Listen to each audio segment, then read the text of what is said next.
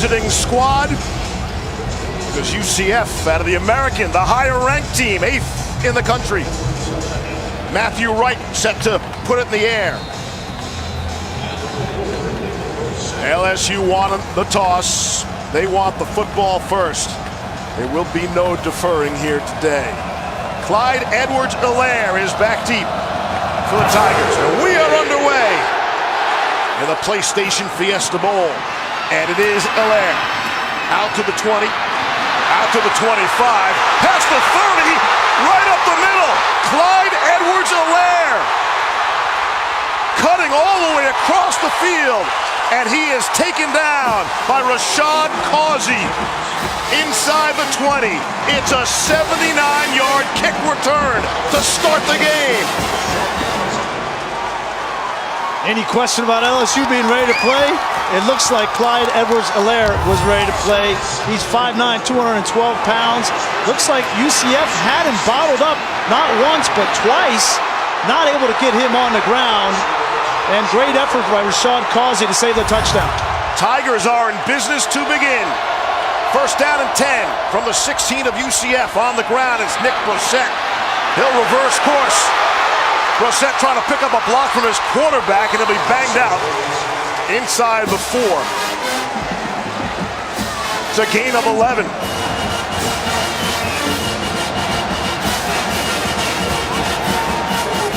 Joe Burrow, the quarterback, was proud to tell us this is his 3rd Fiesta Bowl. He's picked up 3 Fiesta Bowl watches. He says the most recent one is the best one. 2 Fiesta Bowls with Ohio State, but this first one he's had an opportunity to play in. First and goal from the 5. What a start for LSU. Again up the middle, it's Brossette, and this time he's dropped for a loss. Tristan Hill among the Knights players to make the stop. UCF, this entire season, they have given up yard after yard defensively, but when they get in the red zone, Steve, they have been up to the task. They only give up an average of 21 points a game, and that's the only stat that matters on the defensive side. Second down and goal after the loss. Burrow gonna keep it and crashes down close to the goal line. Going to be stopped short by Kyle Gibson. Bring up a 3rd and goal. Last time we saw Joe Burrow against Texas A&M in overtime, he was running for touchdowns. Looked like he was on top of a player and may have crossed the goal line now. They're going to go fast. No, they're not. They got the buzz down just in time, and a flag comes out. Full start. Number 77, offense. 5-yard penalty, 3rd down. So no review. Guys, I'm standing about 12 yards away from where I thought he crossed the end zone. I thought, like you said, Brian, that he was on top of the defender. He gave a great second effort, got the ball right on the goal line.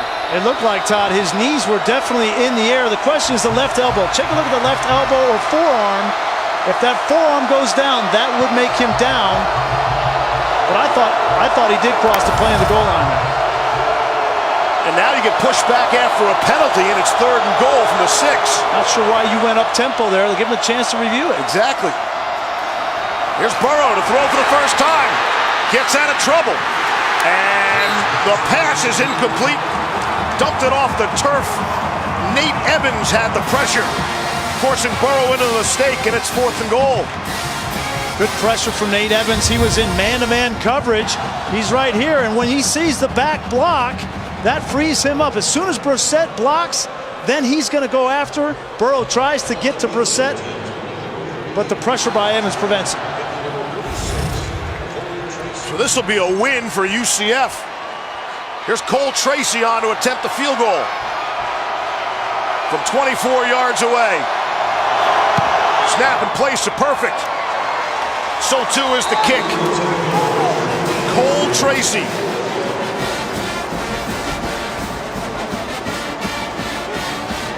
Wow, how this game started. And all the talk, as you said, would LSU be ready? Oh, they were ready in a big way. The opening kick return by Clyde Edwards-Helaire.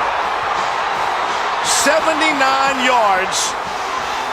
Winds up setting up the field goal in the end for LSU. And the story of Helaire 10 days ago out of Baton Rouge came the news that the running back and his close friend and teammate Jared Small were involved in a fatal shooting while trying to sell an electronic device. They were held at gunpoint in an attempted robbery. And the players used a legally owned handgun that was in their car and shot the man, who later died at the scene. Police have concluded the players acted in self-defense and were not charged. 2 young men. What an awful story. I mean, a traumatic story for those 2 young men. And for by all accounts, Ed Orgeron says that Edwards-Helaire has handled this emotionally. They gave him the support that he needed. Avery Atkins slipped on the kick. And that allows an up man for UCF, Sean Burgess-Becker, to come up with it. And so the Knights will have excellent field position. But for Edwards-Helaire, yes, to come out here with all he's been through and on the opening kickoff did what he did, and he's a big part of this game plan for LSU today. Both running the football, catching out of the backfield. He's their wildcat quarterback, so he needs to be dialed in for them to have success today. Coach Orgeron told us they had an 8 a.m. practice on the day of the tragedy. The players got done. They were on their way to go hunting. They got a phone call at noon, headed for a hospital, grief counselors, and the Tigers and their LSU football family have been dealing with this since. 1st down and 10 for Darryl Mack. Hands off to Otis Anderson, and he'll try the left side for a couple of yards. For Darryl Mack, he is the backup to Mackenzie Milton. This is just his 3rd career start.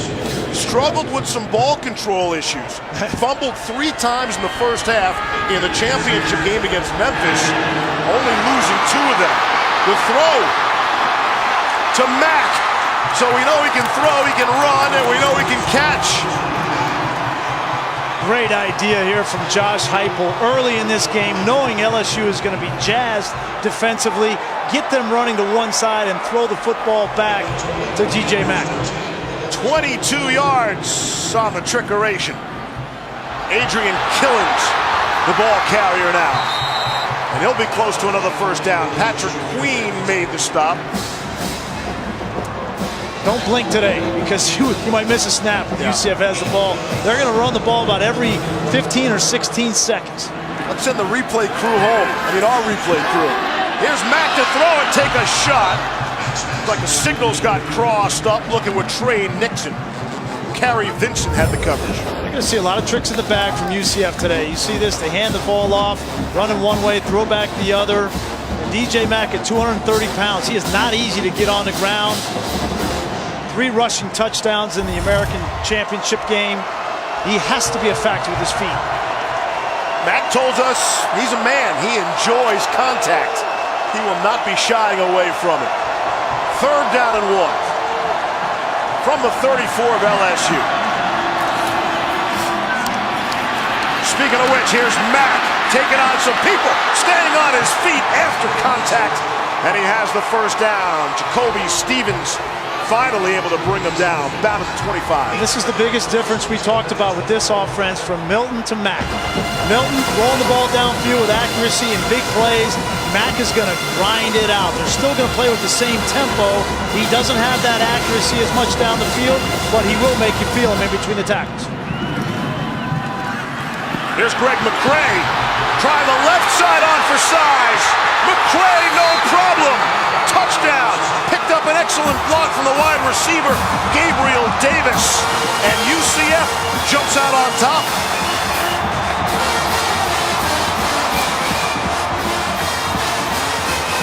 Speed to the edge by McCray, and blocking on the edge from those wide receivers. It's hard to simulate. Take a look at Snelson, number 5, coming in and blocking on Grant Delpit. Gets a hold of that jersey, got away with a hold. Official didn't see it, and McCray. Arizona, quite the start. It's one way to shake off a hangover after New Year's Eve. A frenetic start indeed to this one. LSU opened with a 79-yard kick return, had to settle for a field goal. And the Knights of UCF fly down the field and get the touchdown. Edwards-Helaire, who had that 79-yard kick return to open things, he'll take a knee. We'll go for the touchback. Look at our Chick-fil-A impact players. Here's Todd. Steve, I think you start with the running backs for LSU. Obviously, Edwards-Helaire is part of that group, and he's great in the Wildcat, which gave UCF issues against Memphis last time out. Also, you've got Brissett at the running back position. Nick Brissett has really been the workhorse this year. Over 220 touches, can catch the ball out of the backfield.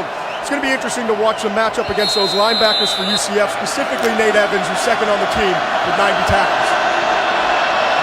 And yet the running back in the game right now, of course, is Leonard Fournette. Perfect. A wealth of talent. Riches everywhere you look. Jamar Chase on the receiving end from Joe Burrow. And a penalty. See if they got him for the face mask. Be interesting to see how LSU approaches this early in this game. They want to run the football, as Todd said, and be physical, but they know they need to score points, Steve. So Joe Burrow is going to have to make plays in a passing game. Personal foul, face mask. Number 14, defense, 15-yard penalty, and an automatic first down. That's Novell Clark. And say hi to Stuart Mullins, our referee today from the ACC. I think Joe Burrow is going to be a little short-handed at the receiver position. No Jonathan Giles, their slot receiver, suffered a concussion in bowl practice and unable to go today. 14 on the play, 15 on the penalty. Gain of 29, they're already across midfield. Here's Burrow, strong pocket to step up and into. Try to go to Justin Jefferson. Brandon Moore, they call him Bam. He had the excellent coverage. Really nice job by Brandon Moore. He's in tight man-to-man coverage. Jefferson, the best and most consistent wide receiver for LSU, but that is blanket coverage from Brandon Moore. You know that Steve Ensminger, after watching a play like that, dials up the double move or the deep shot to get him off the curl route.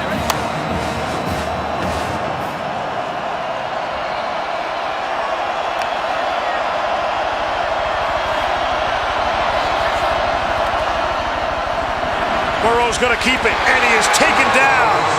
The big shoulder pads of Brendan Hayes. Burrow's been running a ton, probably more than they want him to. He took a big shot there. This is exactly what UCF wants to have happen. Two deep, man under coverage, and they run the football. Great stunt there by Hayes. And if you think Hayes isn't fired up playing this game, his mom is an LSU alum. He's from New Orleans, Louisiana, and wears the number 6 for the 6th ward in Katrina.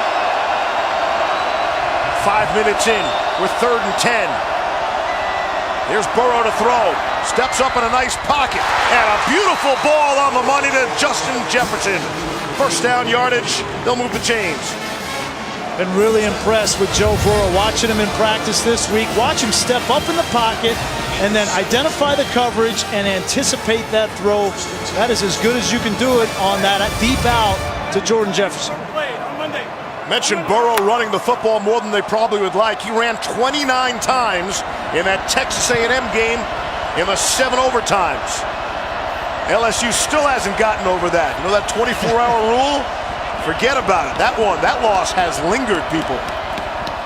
1st and 10 on the ground. It's Brissett, who came in needing 78 yards to get to 1,000 on the season, Todd. Burrow said he was so exhausted after that 29 rushing performance, the 7 overtime that he went in, and he actually passed out.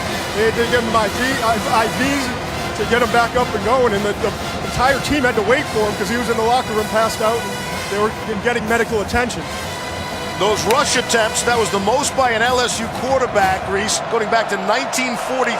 Steve Van Buren carried the ball 43 times. You need an IV too if you played that. I don't think they had the overtime rule back then either. Here's Brissett, cuts it upfield. He's submarining, goes flying over Richie Grant, the vocal leader on that back end for UCF. You really can't underestimate how much that loss meant to this LSU team because it took a lot out of them emotionally, physically. They needed that time off before this bowl game. Little tempo here for LSU. On the ground, Brissett trying to push the pile on 3rd and 2, and he will get there. This is exactly how LSU wants offensively to attack this football game. A couple of throws to start the drive, loosen up the defense, but then control the line of scrimmage with their offensive line. 2 of their best linemen, Cushenberry and Damian Lewis, the center and right guard, need to take over this game. And Ed Orgeron says the most important thing is controlling the time of possession, not giving UCF as many possessions on offense. Cushenberry and Lewis, the only offensive line players to start every game for LSU this season. Here's first down and 10 from the 18. Burrow hands it off to Brissett for a few. Pat Jasinski, the first player in for UCF. Kind of get the jitters out, both teams. Coming to Fiesta Bowl, big time game, a lot of nerves. Now you get in this situation after the 2 series on offense for LSU. Last time down, they weren't able to punch the ball into the end zone. I think they realized that red zone efficiency on offense and scoring points is going to be a big key to this game. This is the 9th play of the drive. It started from their own 25.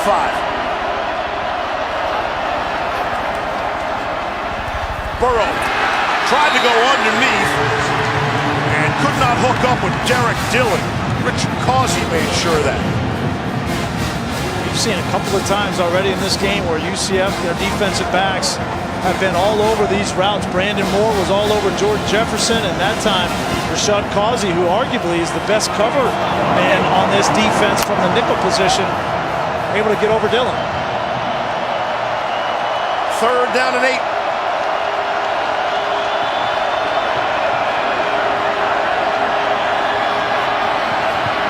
Pressure coming, and it's picked off. It's Brandon Moore.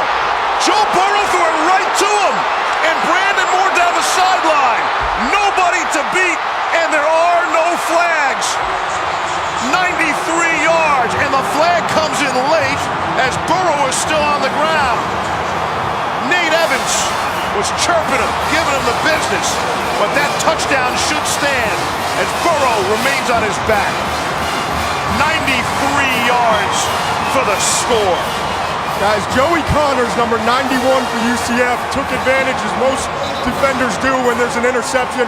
He looked up Burrows, found him, and absolutely knocked him out. It was a huge shot down the left sideline. It's important, Todd, to know that that was a legal shot. He did not hit him in the head or neck area. That's a defenseless player by definition, but a really poor route from Derek Dillon. Outside Brandon Moore, understanding the route, short route. Dillon doesn't get the depth, doesn't get the separation, and then Joe Burrow needs to understand what the coverage is. It's too deep, and Moore's going to be out there. You just can't throw the ball blind out to the flat in that coverage.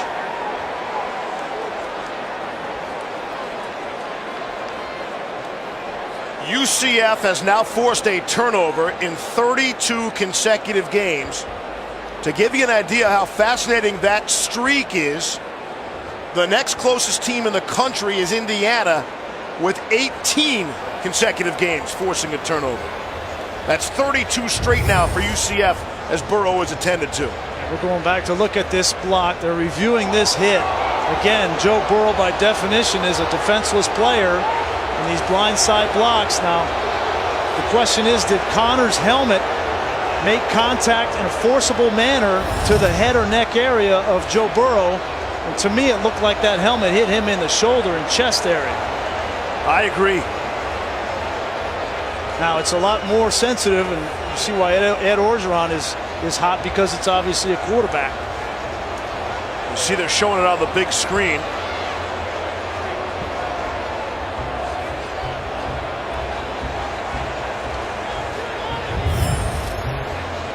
See if the helmet or any part of Joey Connors gets in that head or neck area. It's certainly up there, but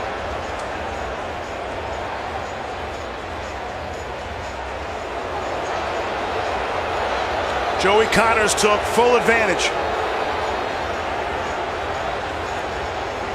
What a change of momentum here for UCF. You come in, everybody's saying you don't belong with the big boys. After review, the ruling on the field stands. You don't belong with the big boys. You don't have the speed, the size. And they come in and they go right down the field on offense, score a touchdown. They've gotten a couple of stops now in back-to-back drives defensively in the red zone. And you've roughed up this LSU team early. Matthew Wright on to attempt the extra point. And boots it through. 6:39 to go in the first. UCF with a 14-3 lead. Let's go back to that interception, Steve. Two things happen here. First of all, this is a two deep, okay, man under defense. And in this situation, the quarterback, Joe Burrow, has to know you cannot throw the ball out here to the outside because that guy's not going anywhere. Brandon Moore's not going anywhere in that defense. That play is dead from the start. Now, that being said, Brandon Moore, I think, got away with the hold on the outside. Look at him and his right hand gets on top of Derek Dillon right there. The official misses it, and it's a big play interception return for the touchdown. You know, at first glance, you're wondering how is Dillon so far out of the play? Why would Burrow throw it right to the defender? Well, you can see why. On the ground, it is Allaire. And Neville Clark will pop him backwards. Good to see Joe Burrow back. We know he's a tough guy. Junior from the Plains, Ohio. Transferred out of Ohio State after a couple of seasons. Sitting behind Dwayne Haskins. No, I'm not surprised he's back out. This kid's a competitor. He's tough.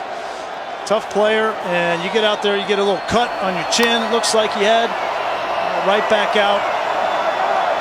If anything, that'll sharpen your focus, I would think. No question. He's got their attention, to say the least.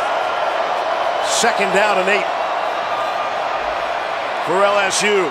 Across the middle. It's a beautiful ball on the money to Stephon Sullivan for a gain of 15. I really like that from Joe Burrow, and I like that call from Steve Ensminger. Get your quarterback back in the game. You know your protection is going to be good. Call a 7-step drop, let him step up and fire down the middle. Here's Burrow to throw.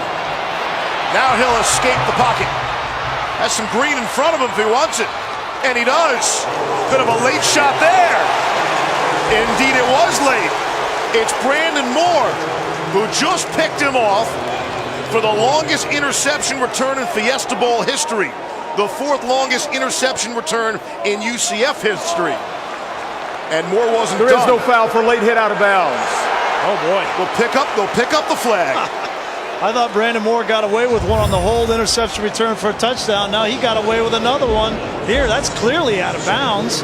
And clearly he makes contact. It's the right call by the official on the field. Trust yourself. That's the right call. Wow, that's not even close. Clearly on the out of bounds white. Brandon Moore's having the best 2019 of anybody. The break's going UCF's way early on. No doubt.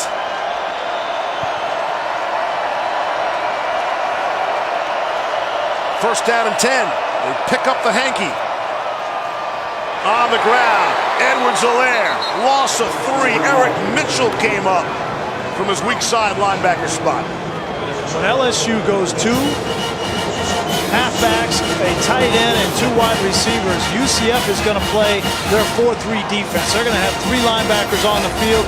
Jasinski, Evans, their starters, and then Eric Mitchell is going to come in as well. That's not their base defense, but against the heavy personnel of LSU, Eric Mitchell, number 12, is going to need to impact this football game. Pushed back to the 41. 2nd and 12. Burrow with time. And that throw is knocked away. Looking to go to Justin Jefferson. And Neville Clark had the coverage. No separation at all. 3rd time that we've seen, and it's been Causey, it's been Moore, and now Neville Clark. And this is pretty simple, the adjustment that needs to happen for LSU. You need to take the top off the coverage because they are sitting on everything. This feels like a big play in this game. 3rd down and 12 for LSU. LSU has tall receivers. Steven Sullivan, 6'7", D. Anderson, 6'6". Throw it up there, give them a chance to go get it. Here comes some pressure for UCF. They're going to get there. Able to get home for the sack. And the ball comes out late.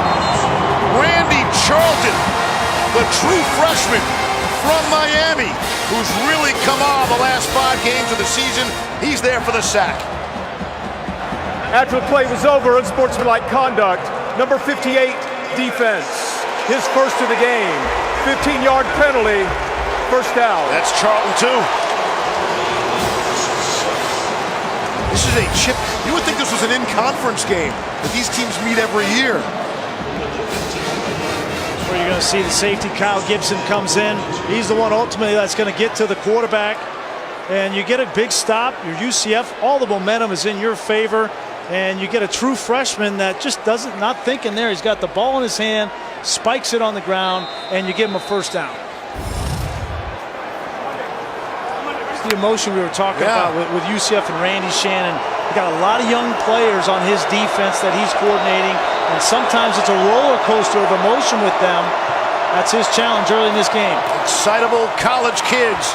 Here's Nick Brissett straight ahead. Richie Grant made the stop.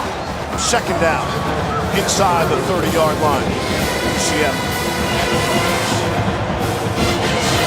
This is an unfamiliar position for LSU. They'd only given up 22 points in the first quarter all season. They allowed only 2 touchdowns in the first quarter. One to Alabama and one to Texas A&M. And here UCF has put 2 touchdowns on them already.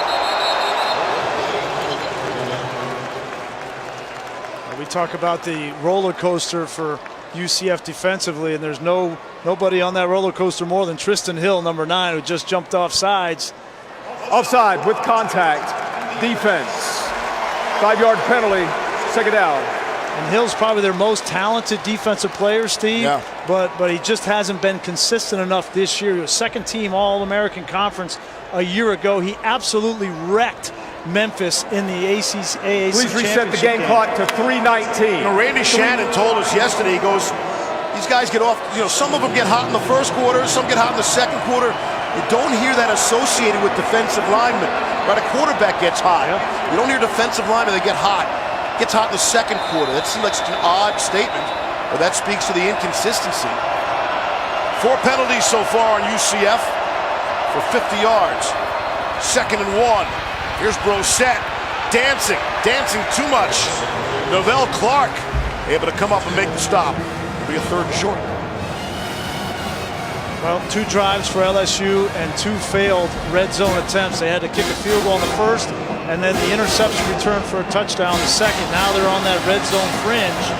3rd and short. If I'm Ed Orgeron, Steve Ensminger, I might think about a play-action deep shot here on 3rd and short, knowing you might go for it on 4th down to get the momentum back in this football game. 4 tackles for loss so far by this UCF defense. 3rd and 1. Joe Burrow, what are you going to do?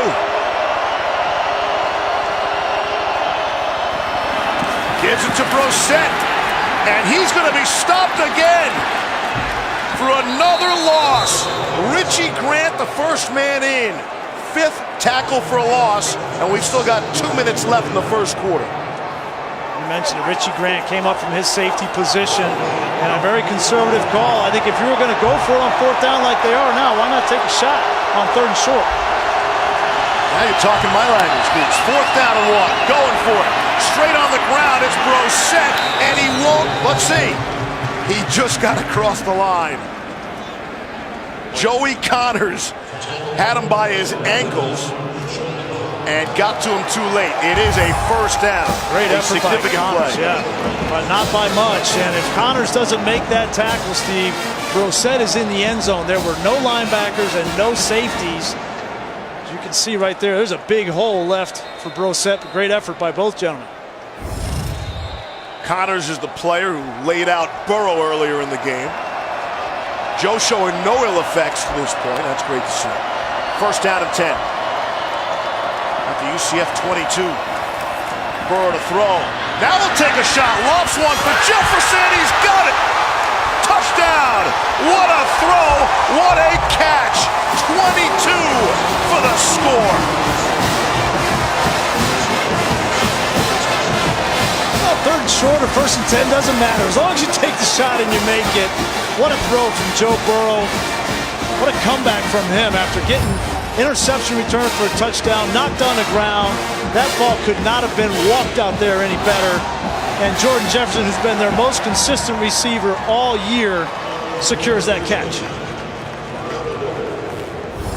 The Tigers were able to collect their breath for just a moment now. Settle back into things. Cole Tracy puts it through. And it's a 14-10 game. And what a start Buckle up, on partner. New Year's Day. You're right. Joe Burrow, this feels like he's lived an entire game already. They got to get some rhythm going offensively. They've only had 6 plays in this game because of the interception return for a touchdown and 2 long drives by LSU. They just haven't been on the field. Coming up on the final minute of the first quarter, it's Taj McGowan. Patrick Queen came up to make the stop. Reese, I don't think I've mentioned Devin White's name on a single play. 60 seconds to go. Flag comes out. Let's see. It looked like they were set offensively. Full start. Offense. There was no time when all 11 players were set prior to the snap. 5-yard penalty, first down. It's going to be a big key watching this entire game is that tempo that Josh Heupel loves to ramp up. Said it's one of his biggest weapons, and especially against a undermanned LSU defense. You want to tire out those defensive linemen. Here's Mack to throw, and a complete. He completes the pass when better off dropping it. It's a loss. Koulibaly is the tight end, and he makes the grab. And the danger of going so fast, we say this, it seems like, with every up-tempo offense, is if you don't get that first down, all you're doing is going fast right back to the bench, and you're putting your defense back out on the field. So it's a loss on the completion.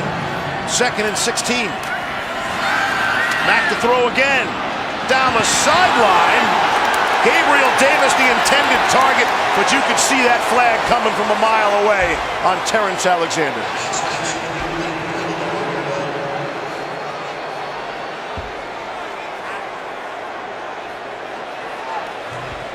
Terrence Alexander, last we saw him, was struggling against Texas A&M and Pass Kendrick interference, Rogers. number 11, defense, 15-yard penalty, and an automatic first down. And for UCF today, with Gabe Davis on one side, Trey Nixon on the other, Dredrick Snelson in the slot along with Adrian Killens, you're going to have opportunities to throw the ball down the field. The question is, can Darryl Mack be consistent and accurate enough to make those plays on a consistent enough basis in this ball game? That ball there was well thrown. 10 seconds left in the quarter. That's Greg McCray. And Mack will keep it. And the ball comes out. Turnover. LSU able to recover. It's Michael DeVinti. Devin White makes the play to force the ball out. And DeVinti, his seatmate on the airplane, able to recover the fumble. It's been an issue for Darryl Mack. 3 fumbles in the first half of the AAC championship game. Lost 2 of them. Almost gave that game away. And one of the first times he's run the football in this game, Devin White, knowing that he has ball security issues, the first thing you do as a linebacker is you tackle the football. And that's exactly what happened. Let's check this marker. After the play was over, personal foul, number 11, LSU, throwing a punch. He is disqualified from the game. Wow. 15-yard penalty, first down LSU after recovery of the fumble. Already down would be their 3 best cornerbacks. Terrence Alexander will be shown the door. He's over here. He's locked up with Gabe Davis. Yeah, and I mean, man, we say this time and time again when watching college football is these guys, you throw a punch, you're automatically going to be thrown out of the game. And that's just selfish behavior by Terrence Alexander, but an even bigger blunder from Darryl Mack.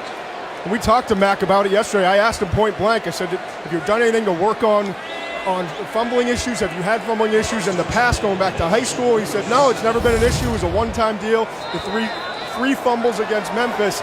Yeah, and I asked him, what are you going to do to try to fix it? He said, tighten up the rock. The problem, Todd, is they don't practice that, right? You don't hit quarterbacks in practice, and when you're a running quarterback, you can't practice it. Off the turnover, the quick change, it's Edwards-Helaire. And as the quarter comes to an end, my question in addition would be, why you want to punch somebody in the face mask? Eric Reed, Jamal Adams, Morris Claiborne, Tre'Davious White. I mean, and now they have no corners left. Here's Burrow. Going to take off and allow first down yardage. And a last thought on Alexander. The kid is a senior. That's how his college career will come to an end. on a play like that. Transferred from Stanford just to play. Kid out of New Orleans. Turned down a six-figure job from a cybersecurity firm in San Francisco. So you know he's a bright kid. And he makes a bad mental and physical mistake there. First down and 10 after the Burrow run. Looks to throw, and he was lucky he put that football away. Eric Mitchell was looking to take it away from him. What a nice play by Eric Mitchell off the edge. Being blocked by the tight end Moreau. This is not a starter on this UCF defense, but he's getting a lot of playing time based off of this style of offense for LSU, and that's his second tackle for loss in this first half. Briggs, I have not been able to sit down yet. I mean, that's the kind of first quarter it was. As we get into early second quarter action, what a start. What a bowl game to begin. Mighty LSU out of the mighty SEC against the perfect Knights of UCF out of the American Conference. Edwards-Helaire, who opened with a 79-yard kick return on the receiving end there. Nate Evans forced him out of bounds. Third down. One of the really impressive or surprising things early in this game that jump out to me, everybody's talking about this UCF defense and how poor they've been this season. Yes, they've given up a ton of yards, averaging 423 yards given up, and a lot on the ground, over 225. But they have been taking it to this offensive line for LSU early in this game, getting penetration and getting to Joe Burrow. Third down and 7, just across midfield. Here's some pressure from UCF. It's picked up nicely. Throw across the middle. Floated in there for Dillon. Down the sideline. Derek Dillon for the score. A play that looked like nothing turns into something. A 49-yard touchdown. And LSU back on top.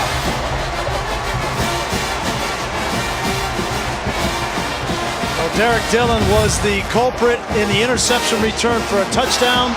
Joe Burrow doesn't give up on him. He beats the linebacker. Terrible attempt at a tackle from Richie Grant. He gets a block from Jamar Chase. Kobe Stevens, strong safety at the pressure. Third down. Interesting formation here. UCF going fast. Normally they want to throw that ball to Otis Anderson behind that offensive line, but the numbers didn't equate. And again, UCF, just like the last drive, in third and long after a quick 3 plays. It's third and 15. LSU threatening some pressure. Here's Netherly right here. You would want to target him, but LSU's going to protect him. Here's the blitz. Rushing 5. Mack able to get out of there for the time being anyway. And did he get it away in time? Devin White was chasing him down. Incomplete pass. He was very close to the sideline, being forced out of bounds with the football. And they got man-to-man coverage, and didn't look like Mack was able to find a receiver downfield. And once you start running as a quarterback, you know number 40 in White is going to hunt you down. That speed to the edge is unlike any other linebacker I've seen this year. And that's one of the reasons you win the Butkus Award as the best linebacker in college football. Mac Loudermilk. And all that salad and lettuce coming out of his helmet. He'll boot it away from his 10. Justin Jefferson will let it bounce. And it takes a UCF bounce in a big way. All the way back to the 22. Up next, Urban Meyer. His final game as head coach of the Buckeyes. He'll take on Washington in the Rose Bowl game, presented by Northwestern Mutual. And then it's 15th ranked Texas and number 5 Georgia in the All-State Sugar Bowl. You can stream that game and every game on the ESPN app with ESPN+. I can't wait to see that Washington Huskies defensive backfield. That's one of the best, I think, in all of college football against Dwayne Haskins, Paris Campbell and company. You know, that defense has only given up 9 touchdown passes all season. I think Haskins has like 47. It will be another great day in college football. They flip it to Jefferson. Thought he might want to throw it for a second, but he'll take the big loss. Titus Davis. We got to get out of here quickly after the game. I want to watch Haskins going against that secondary and that defense of Washington. He's, to me, has become the #1 quarterback prospect in this year's class. I just think he's a pure passer. He got better as the season progressed, and he's played his best in the biggest games. Today's a great challenge for him, though. He's not going to see that man-to-man coverage, Todd, No. he did against Michigan. It's going to be all zone. Jimmy Lake, their defensive coordinator, going to try to confuse him. It's because of Haskins. Joe Burrow's playing quarterback at LSU now. That's a win-win. Across the middle, Stephon Sullivan making people miss.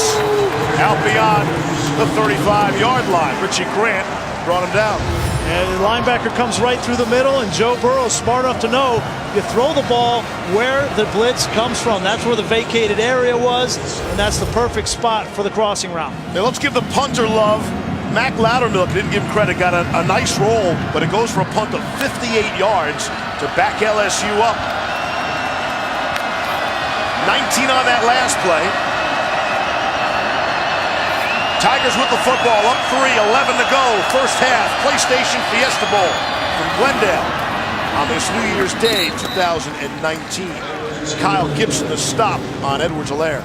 You know, the biggest thing that Ed Orgeron said yesterday, and all the coaches really echoed it, is time of possession. You don't hear that very often in coaches' meetings anymore. Everyone's spread and tempo these days, but they kept saying, we've got to own the time of possession. So far, about 3.5 minutes for UCF. LSU has dominated the football. And it's interesting, Todd, they've done it primarily moving the ball through the air. They've got 142 yards through the air and only 47 on the ground.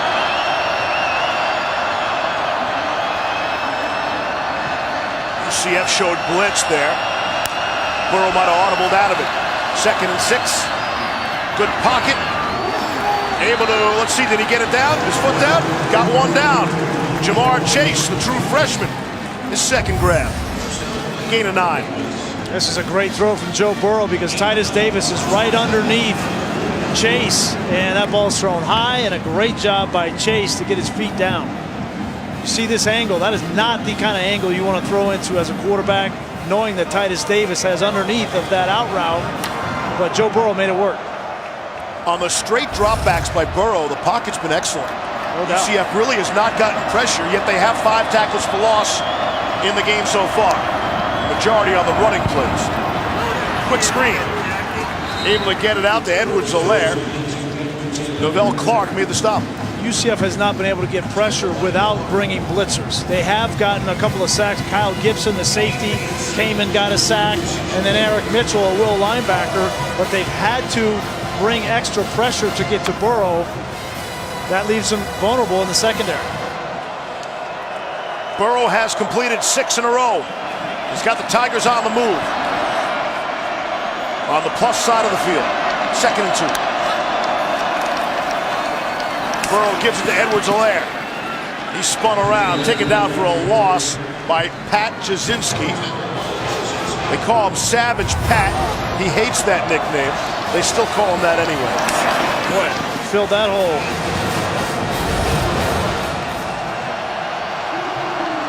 3rd and 2, they go fast. It's Edwards-Helaire, able to slither his way through the hole and have first down yardage. Give credit to Steve Ensminger. He's mixing his tempos. He's getting in the huddle.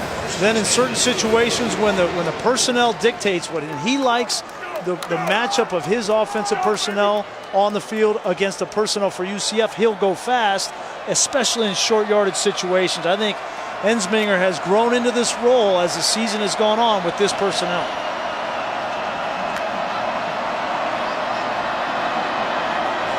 Sullivan in motion, bottom of your screen. Burrow looking to the left. Took a shot up high, able to get out of there. Now he'll throw, and it is juggled, and let's see if they call it a catch. They're going to say no, he juggled it out of bounds.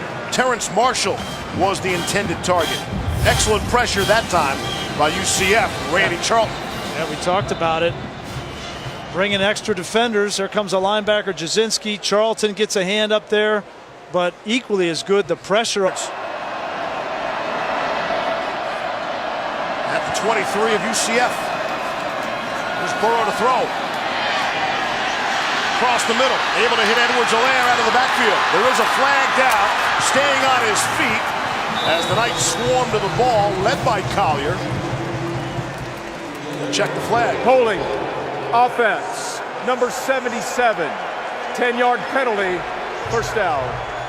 Sadiq Charles, the second time he has been flagged on the afternoon. Well, and LSU fans are wincing because Sadiq Charles has been one of the issues up front for this offensive line. They've been pretty solid in the middle, but left tackle has been a real issue. And Sadiq Charles going up against the true freshman, Charlton, and he gets that hand around and then he torques him down. That's a good call. It's just, you can't do that in that situation. As a tackler, you just need to push that defensive end up and around the quarterback rather than taking him to the ground.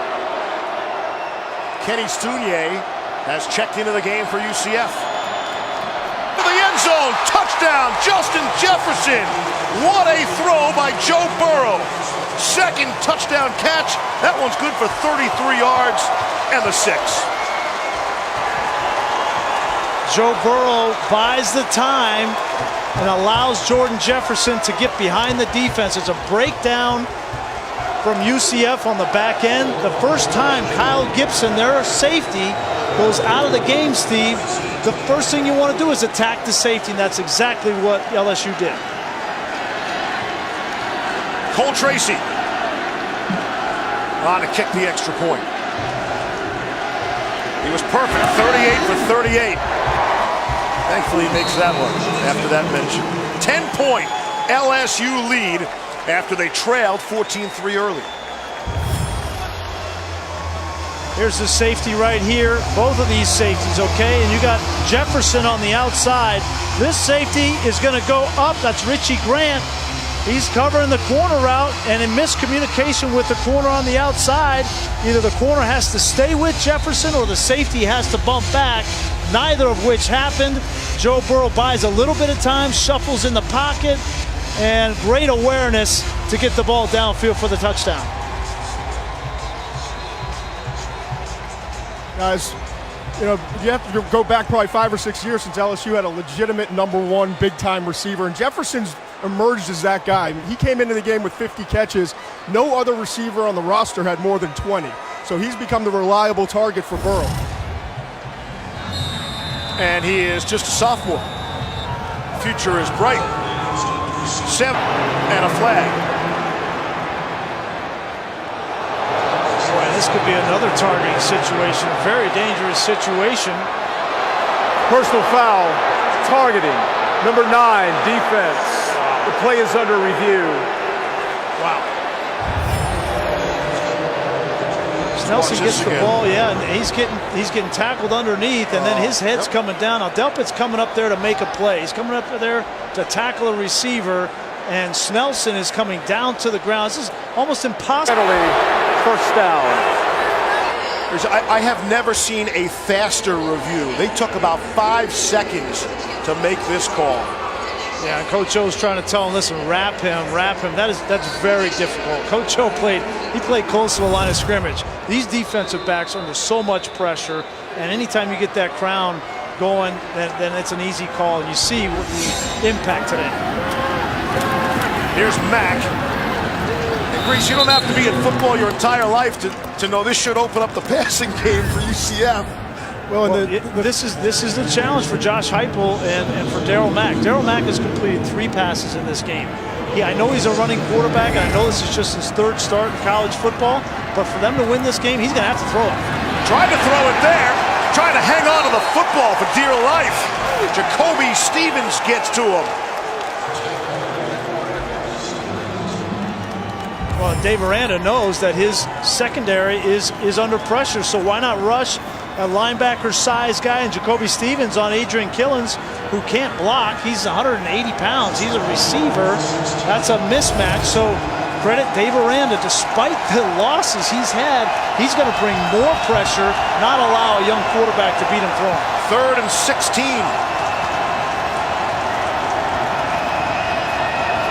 You can see the wide splits, too. This Josh Heupel offense, a lot like Baylor's. They're going to isolate these corners on the perimeter. From some late pressure, it's picked up. Mack has a clean pocket to throw from. Hits Gabriel Davis, but he's short of the marker. Manny Netherly had the coverage. Devin White there as well.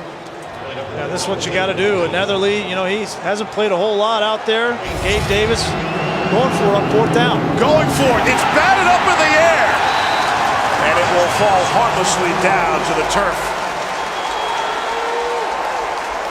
So on 4th down, going for it.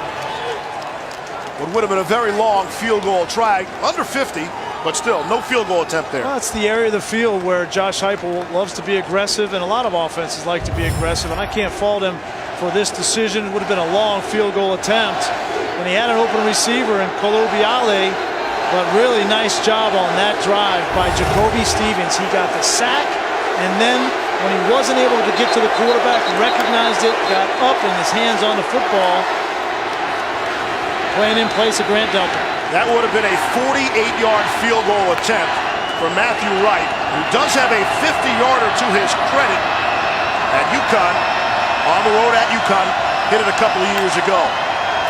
So they turn it over on downs to LSU, and it's Brissett who is swallowed up for a loss of 3, led by Brendan Hayes. You get the feeling now it's a 10-point game, 10-point lead for LSU, and this UCF team, and they've gotten down in situations like they did against Memphis. What really got them back into the football game was this defense turning the football over. They already have 1 interception return for a touchdown in this one. They sure could use another turnover here. 2nd and 12. Here's Burrow, pressure up the middle.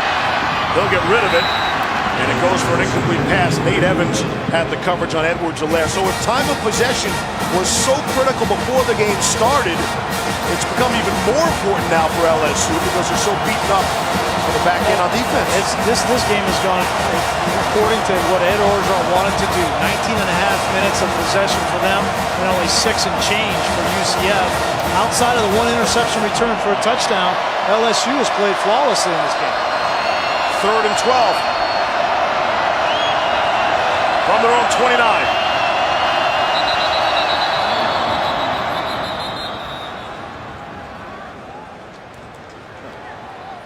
Timeout.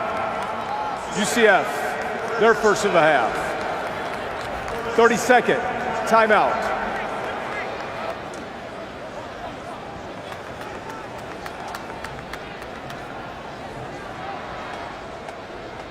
Penalties have played a critical role in this game. They had to stop on 3rd down. UCF did, and then Charlton spikes the ball, gives them another 1st down, and Joe Burrow and company make them pay with the Jefferson to the end zone. And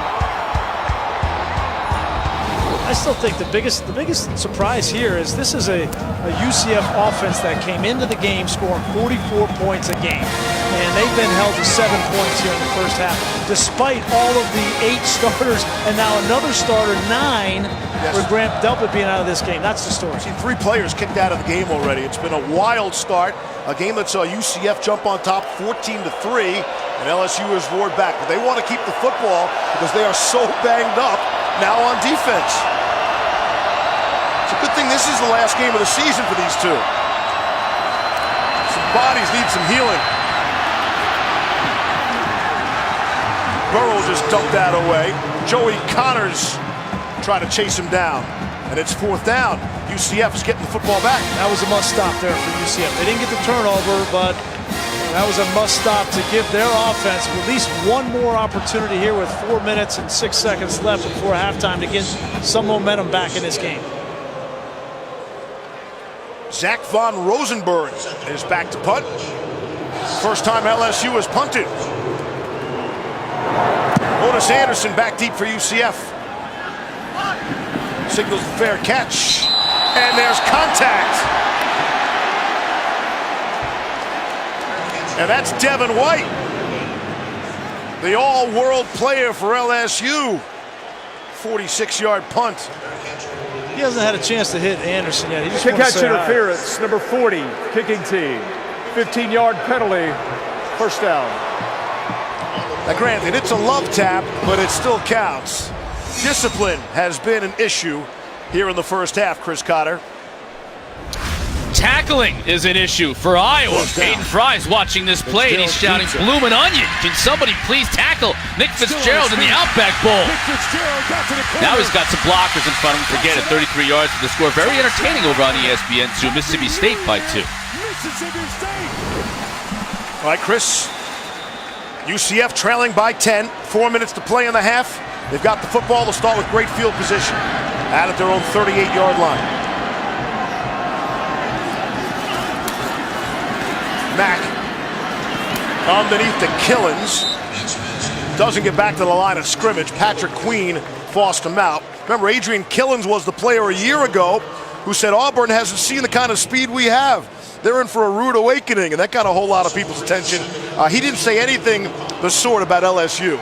Sort of backtracked away from that angle this time around. Here's Mack being chased down, tripped up, tried to throw it away as he was in the air. Patrick Queen got to him, and there's the flag. That'll be intentional grounding. You can almost see. Intentional grounding. Number 8, offense. Spot foul, loss of down. 3rd down. You can almost see Darryl Mack, a young Darryl Mack, thinking through this game, right? Trying to throw the ball downfield, then pressure gets to him. Then he realizes, oh no, I got to get rid of the ball. He's outside of the pocket, but that ball has to get back to the line of scrimmage. And another drive looks like it's going to be foiled for UCF. I don't think Josh Heupel should get into any tight situations. Mackenzie Milton can handle these pressures. He can diagnose them and hurt you with his arm. Darryl Mack is not there right now. Spot foul, the loss of down. All the way back to the 13. It's Greg McCray, the ball carrier. Rashard Lawrence makes the stop for LSU. Very smart by Ed Orgeron, knowing he'd take his timeout, use his timeouts, and give his quarterback Joe Burrow, who is hot, another opportunity before half. 4th down, they'll get the football. Take this 56-41. So he has shown the abilities, and in that game they were behind. Now that was Memphis. I get it. Animal. I get it. Which I think is the argument from people around college football, right? But he was down 17 in his 2nd career start and able to lead the team back from behind. Yep. Different animal. I get it. This is LSU, and this is the SEC, and that's the point. Yep. That's the big picture point.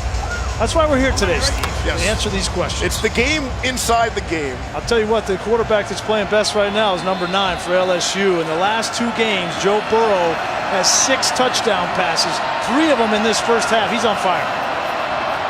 1st down and 10 for LSU. Got the 1 timeout left. Here's Burrow off the play fake. And he will throw sideline. Jefferson cuts it in. And he'll be stopped short of midfield by Antoine Collier.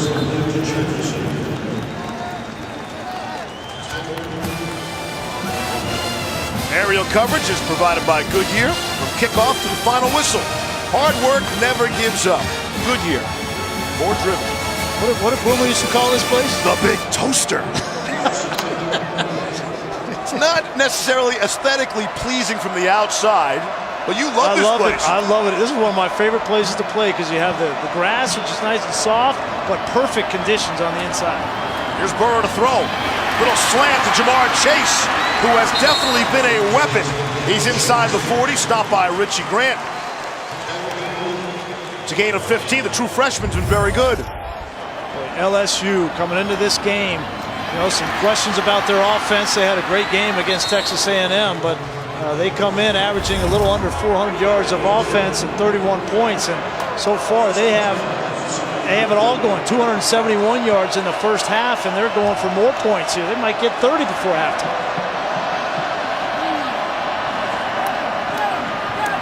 No pressure at all. Burrow has all sorts of time and then misfires looking for Justin Jefferson.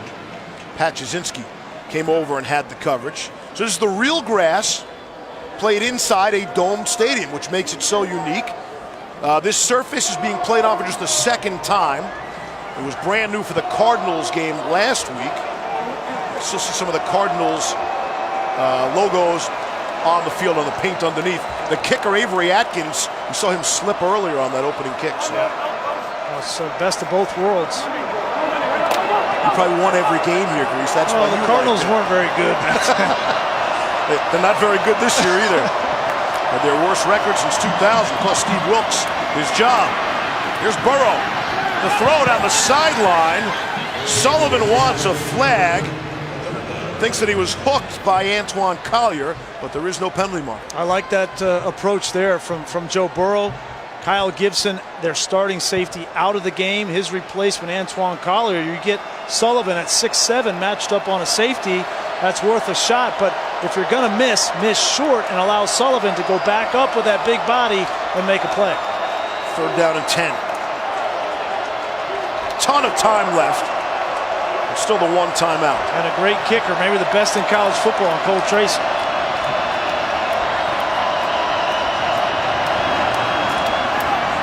Pressure from the outside. Burrow feels it on the backside and lofts one. And too strong for Chase.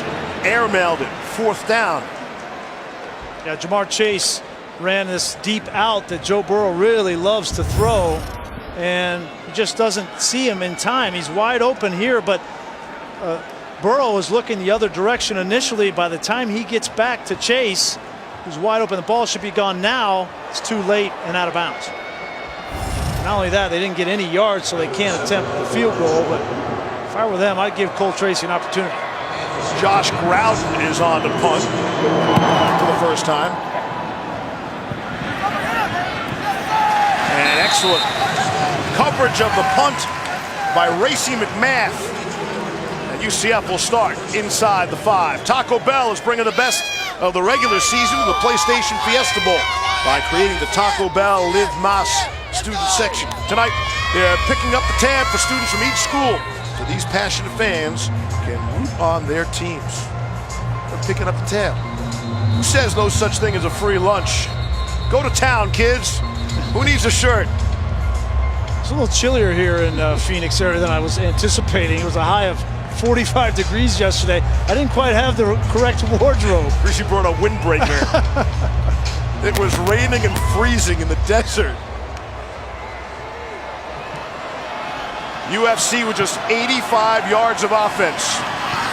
Trying to put something together in these last 2 minutes. It's Kalubiali, the tight end.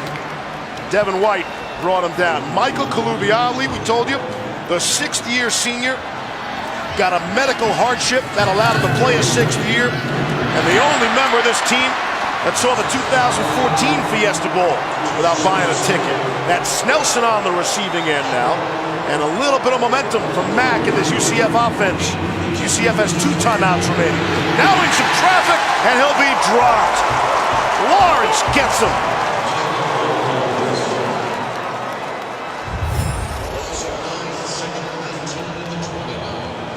See this defensive line, this SEC defensive line. Rashard Lawrence just goes right by the left guard Schneider. No chance for Mack. Mack will pick up a few. This is eating up valuable time. Valuable seconds coming off the clock. Down to a minute left in the half. UCF still with 2 timeouts remaining. It's 3rd and 9. There's a flag. Bit of a free play. The ball comes out. UCF able to recover. Michael DeVinti, who picked up a fumble earlier in the game, nearly got that one. Rashard Lawrence. Offside.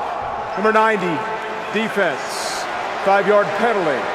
Repeat the down.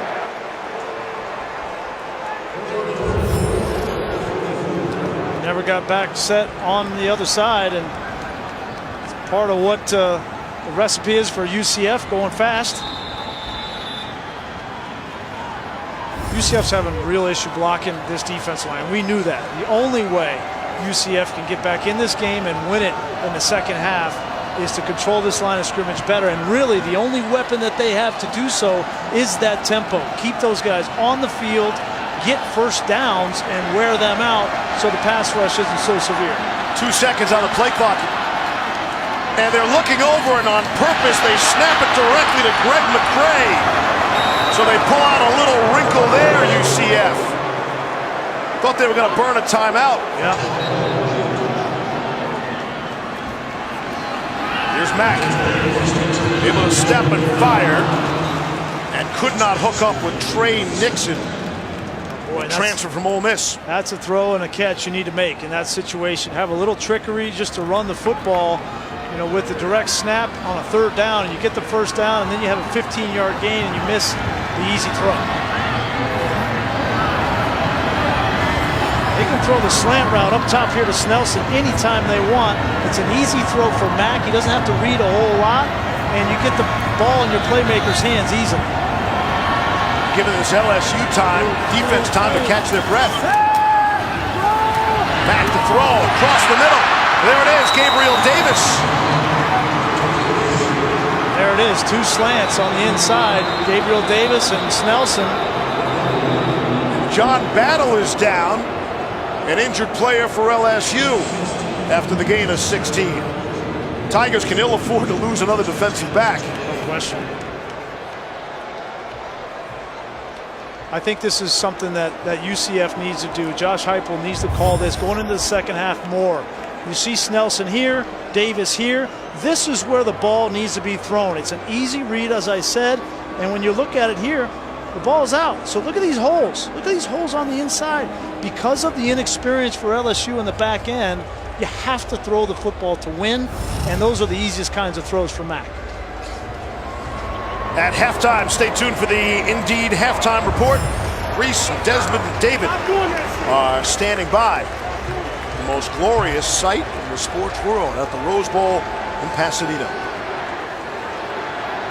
So Ed Paris checks in. I think they've played every defensive back they have for LSU. As Battle comes out, we'll see how long he comes out for. He only has to miss 1 play. The only good news is Ed Paris is a senior. He was supposed to be the starter a couple of years ago, got hurt in preseason camp, so it's not like he's a true freshman. Jacob Phillips will get out of the locker room in the second half for LSU. The starting middle linebacker called for targeting in that Texas A&M 7 overtime loss. So they will welcome him back with open arms.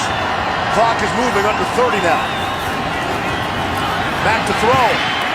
Set up the screen to McCray. Turns the corner, gets a couple. Patrick Queen has been very impressive for that LSU defense. The clock is stopped at 17 seconds. Todd Harris lost his helmet, and so he's going to have to come out of the game. And good thing that John Battle wasn't too shaken up because he's coming back into the game. I think he's their only safety they have left on the sideline. And hospital visits. 17 seconds left in the half. Here's Mack. Swallowed up by Rashard Lawrence. Again, his 2nd sack. You know, he went to bed early last night. They call him Uncle Phil from the Fresh Prince. Goes to bed at 9:30 at night on a regular night. They tried to get the back matched up on that wheel route. It was Otis Anderson. Here he is. He's going to come out of the backfield. The problem is Mack doesn't have enough time. This defensive front is too good. Coming, there's Lawrence. He wants to throw the ball here, but the safety over the top prevents it. And the left tackle, Wyatt Miller, not able to block Lawrence. Grease, I feel like on these last 5 snaps, when you know UCF is throwing the football, they are still going play action. What is the point of faking to the back every single play when you see what's left on the clock? No timeouts left at this point in the game. That's a really good question, and it all has to do with how they set the protection. Okay, so protections are called one of 2 ways. You either have 5 linemen up front, or you have a back and a tight end that need to be incorporated into that. You might fake to a back so he can go to the other side of the field to protect that side. So you're not fooling the defense then at that point in the game. Here's Mack to throw. Steps up and fires back to the end zone. Davis is there for the touchdown. Gabriel Davis on the receiving end of a strike from Darryl Mack for 32 yards and the score.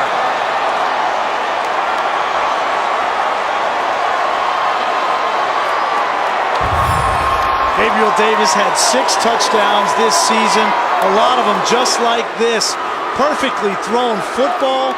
You targeted Manny Nethry, who hasn't played any corner this season, and he comes down with 1 foot inbound for the touchdown.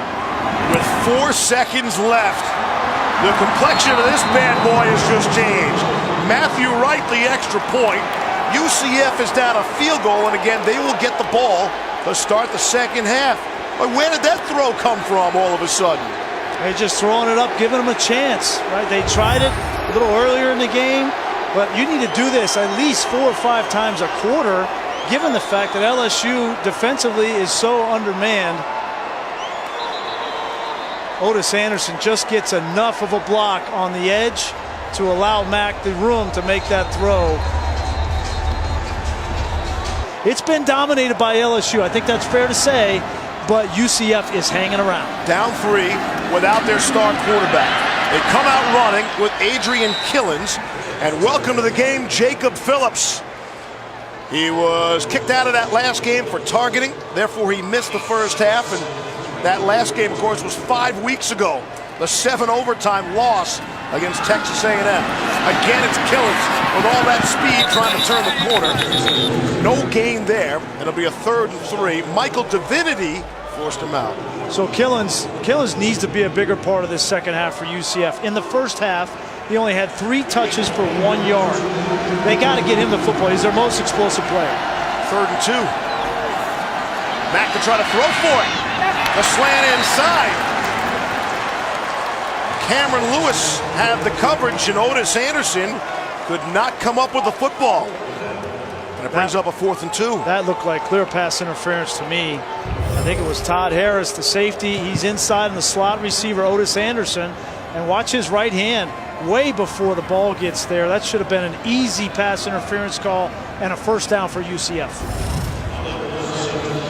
UCF, they run the punting unit on late. I was wondering if they were thinking about going for it from their own 33 to open up the second half. But it is Loudermilk standing back at his own 19.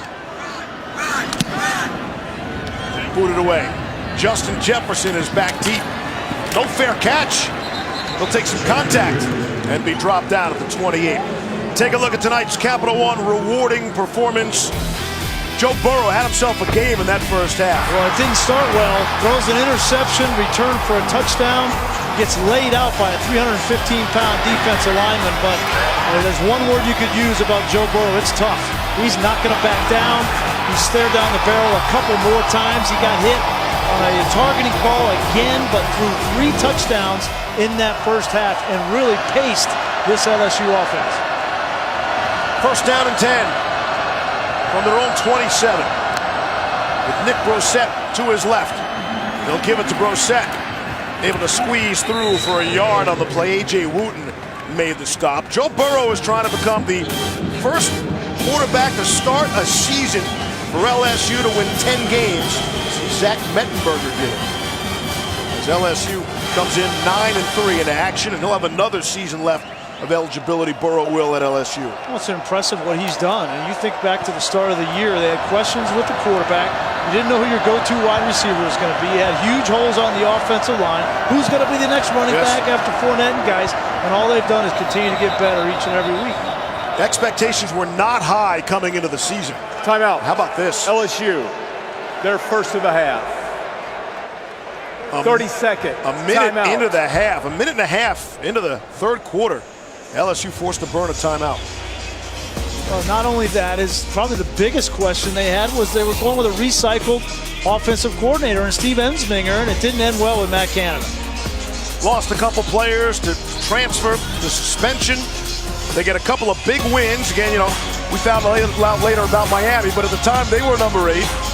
It was the loss to Florida. They beat Georgia and beat them handily, 36-16, and then that 7 overtime game to Texas A&M, in which they really believe they had won at the end of regulation. Well, and I know that Coach O has his opinion, but I thought it was pretty clear Kellen Mond's knee was down before he threw that ball. But I didn't agree necessarily with the pass interference call on Greedy Williams at the end on the 2-point conversion. But either way, they had a chance to win that game and allowed A&M to hang around. But that's the kind of loss that'll stick with you for a long time. Yeah, you know that 24-hour rule about after a win or loss? Forget it. They still haven't forgotten that loss. Here's Burrow underneath to his tight end, Foster Morrow. Ability, so you better know if you bring a corner blitz like that, that they're not going to run that ball right up the gut, because it'll be a big gainer. First down and 10. Brissett still needs another 23 yards for 1,000. Here's Burrow to throw. Loads up and fires. Got a wide open man. Caught for the touchdown. Jamar Chase. 32 yards for the score. And a little breathing room for the Tigers. Well, Brandon Moore made one of the big plays in the interception return for a touchdown in the first half, but he makes a critical error here on the first drive. A double move by Jamar Chase. He just chops his feet and then goes to the end zone. And Coach O says, I want to be aggressive coming out the start of this second half, and they've done it to perfection. Offensive line for LSU, but they've continued to get better since that game. Greg McCray, the ball carrier. McCray, #1 in the country in yards before contact. Usually 4.8 yards average before contact. #1 in the country. Think about that for a second. There's Mack trying to run it up in there. That has a lot to do, right, with this offensive line, which is a very good offensive line for UCF, playing in the American Conference, right? But this is not the American Conference, and this is what everybody wanted to see. Here's the qualifier. SEC defensive line against this offensive line, and so far they haven't been able to run the ball with any kind of consistency. Mack the throw, and it skips off the turf. Dredrick Snelson could not come up with it. And again, this is sort of a defensive line for LSU. No Ed Alexander, no Neil Farrell, no Braden Fajoko. They've got Ja'Cory Savage, a backup offensive lineman, ready to go on the defensive line. So again, we're not making excuses, but that's how short they are up front, LSU. And down, 6 defensive backs? And this is this is a UCF team that set a program record for rushing yards in a season with over 3,300 this season, right? And they come into this game averaging over 250 yards, and they've got 60 in the first half. Bit of a high snap. Loudermilk able to bring it down. Justin Jefferson, the fair catch. Second 3 and out this quarter for UCF. Here's Chris Cotter in the studio. Okay, Leaves, let's tie a bow on this Outback Bowl. Iowa up 5 with Mississippi State driving. The final minute of the game. Nick Fitzgerald trying to finish his career on a high note for Mississippi State. Does not, despite the fact that Iowa only had negative 15 yards rushing in the game.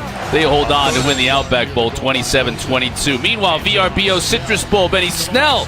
Oh, Snell, takes it in for Kentucky. Right now, they lead 20-7 in the third on ABC. Very good, Chris. Thank you. Keep those updates coming. LSU with their second possession, the second half. Burrow on the ground. That'll go for a loss. Brendan Hayes, the first man there. He's a Louisiana native.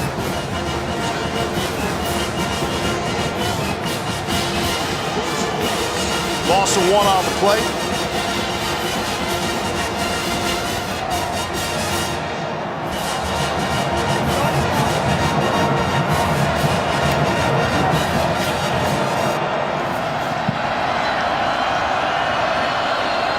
This offense now, this is twofold for UCF. They want to score, obviously, but they want to keep that UCF offense off the field. See if LSU can keep going with the drives. Nick Brissett. Brissett dives forward to stay inbounds there. Neville Clark made the stop. Bring up third down. I really enjoyed talking with Nick Brissett last night. He was been here 4 years, but overshadowed. Came in the same year with 2 guys, Leonard Fournette and Darius Geis. You want to talk about being overlooked. And he's never wavered, never thought about transferring, biding his time. He's a physical back at 220 pounds and does anything that he's asked. Really good football player. 141 touchdowns in high school. That's still a Louisiana record for Nick Brissett. On 3rd and 6, Burrow steps and fires, able to complete the chase. Who's become his go-to favorite target in this game, Jamar Chase. First down yardage. Well, Jamar Chase and Justin Jefferson are wearing out this secondary for UCF. They come into this game wondering if this UCF defense would stop the running game, but it's really been the secondary that has been exploited along with Joe Burrow. Fresh set of downs, 5 minutes and a quarter, number 3, and some flags fly. Full start. Number 78, offense. 5-yard penalty, first down. That's Garrett Brumfield, who's among the smarter players on this LSU squad. Forster Morrow said if he was on Who Wants to Win a Million, be a Millionaire, and you got to phone a friend, I would phone you, Grease. he would phone Garrett Brumfield. He's also the one that did the premature Gatorade bath on Coach O. How smart was that? Got a lot of attention, yes. He's interesting, an interesting man. One of the world's most interesting men. Here's Brosette. Straight ahead, get some of that penalty yardage back. Brendan Hayes brought him down. Brosette finally, you talked about his patience, Grease. He finally gets his first start in LSU uniform. It was the Troy game. Oh, right. You wait all this time, and he fumbled in that game in Death Valley, and that was stuck in his head too. But he's done it the right way. These millennials are. He's not swiping right or swiping left or whatever you do with the swiping. He's sticking around and enjoying the fruits of his labor. Really enjoy talking to him. Swiping, Levy, really? Don't they still do that? He's been watching Swiper too much. What app are you on, McShay? 2nd and 4. Here's Brosette. More yardage for him. Very close to the marker. We'll see where they spot him. Nate Evans made the stop. You see, this is the little intricacies of Steve Ensminger. He gets in short yardage situations and he goes hurry up to keep that defense on the field. And it's Burrow smartly, with everyone diving right into the middle of the line. It's Burrow who gets the first down. And once they get the first down, now they'll go back into the huddle. See, they want to take their time, but when you get in crucial short yardage situations, Ensminger has put it in his game plan that he's going to go quick every single time to keep an advantage from a personnel standpoint. We showed earlier, we showed the sort of a helpless look. It was Darryl Mack sitting on the bench for UCF. He can't do anything about this. He can't get back on the field. We approach 8 minutes left in the third. Here's Burrow, steps up, another deep shot. Jefferson is there. Not that time, but the flag comes in. Rashard Causey will get caught. Pass interference, number 21, defense. 15-yard penalty, automatic, first down.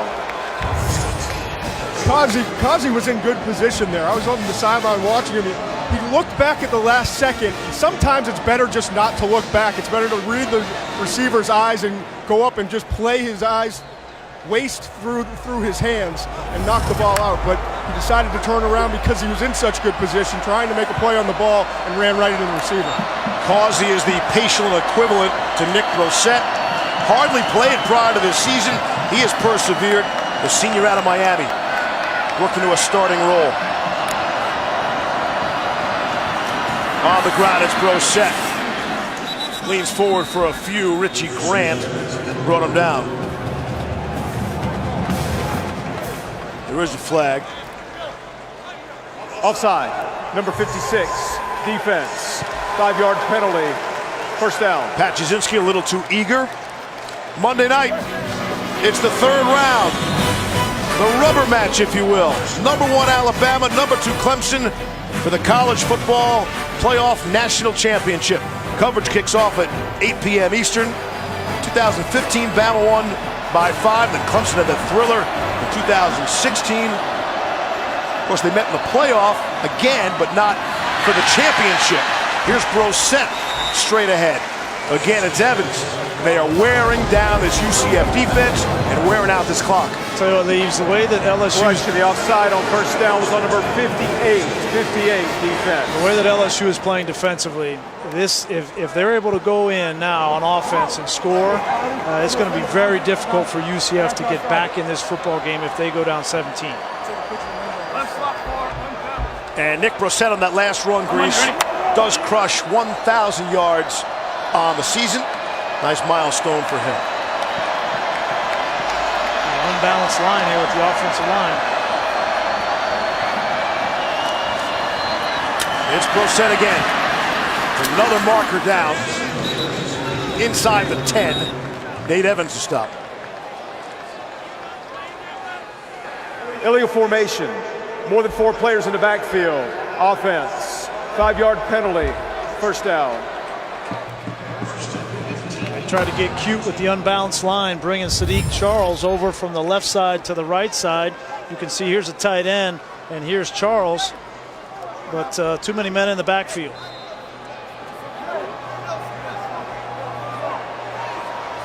It's a physical drive here from LSU. Coming off the football, running the ball, play action, that one shot, just.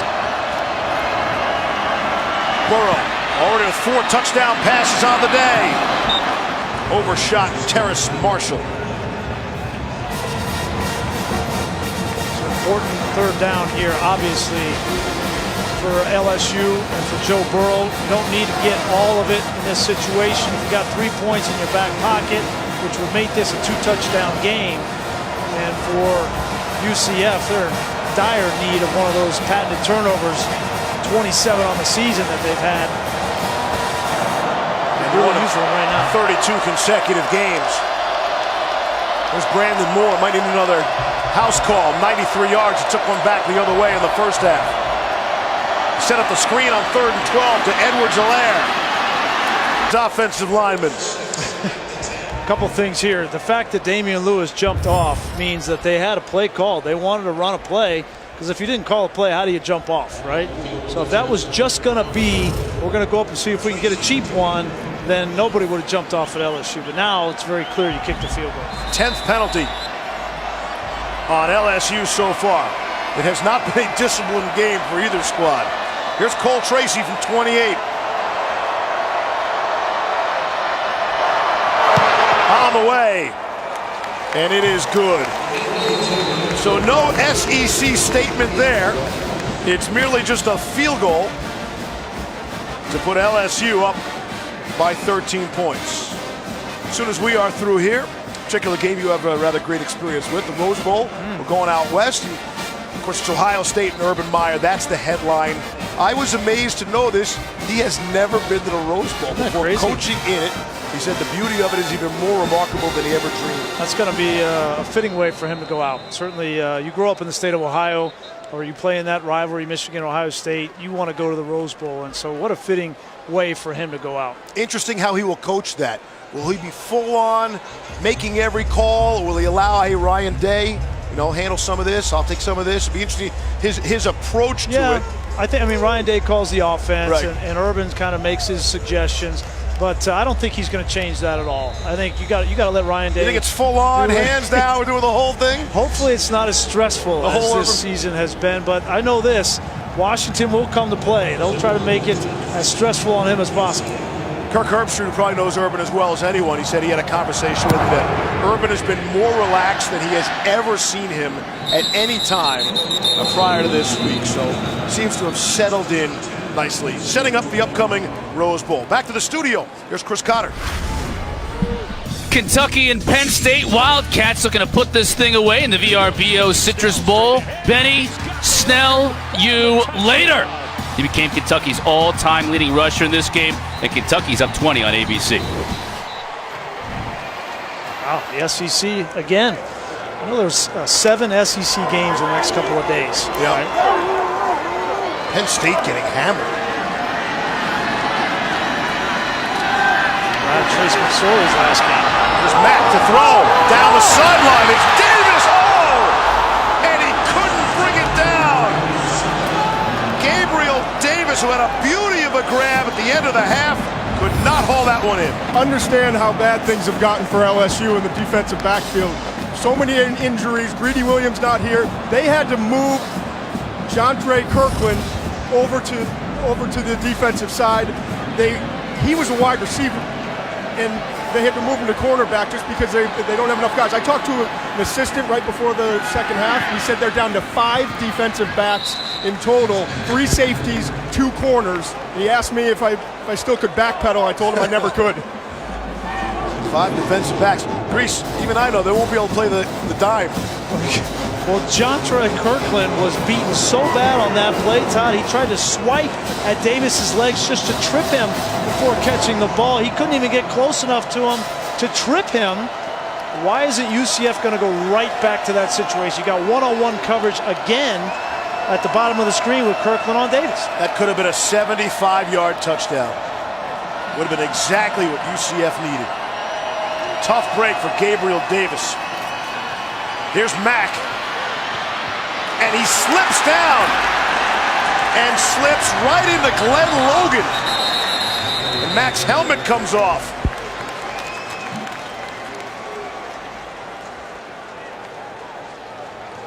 Boy, I do not understand why Josh Heupel and Darryl Mack are not throwing the ball, targeting the same play they threw earlier to Davis down the field. Just trying, whenever Darryl Mack gets his eyes down and starts to look at the rush, bad things happen. When we talked with Dave Aranda, the defensive coordinator for LSU, he said, my #1 goal is to get enough pressure for Darryl Mack to bring his eyes down. That is his Achilles heel. Please reset the game clock to 4 minutes, 15 seconds, which is the time when the player's helmet was removed. 4:15, please. 5th sack of the game by LSU's defense. But Heupel has to make the adjustment. Okay, you can't hold the ball back there and expect to go through 2 or 3 reads. Drop back, throw a deep ball to Davis on the sideline on the 3rd corner for LSU. It's as simple as that. 3 straight 3-and-outs. Justin Jefferson muffs the punt on a fair catch. It's picked up by UCF. Jacob Harris.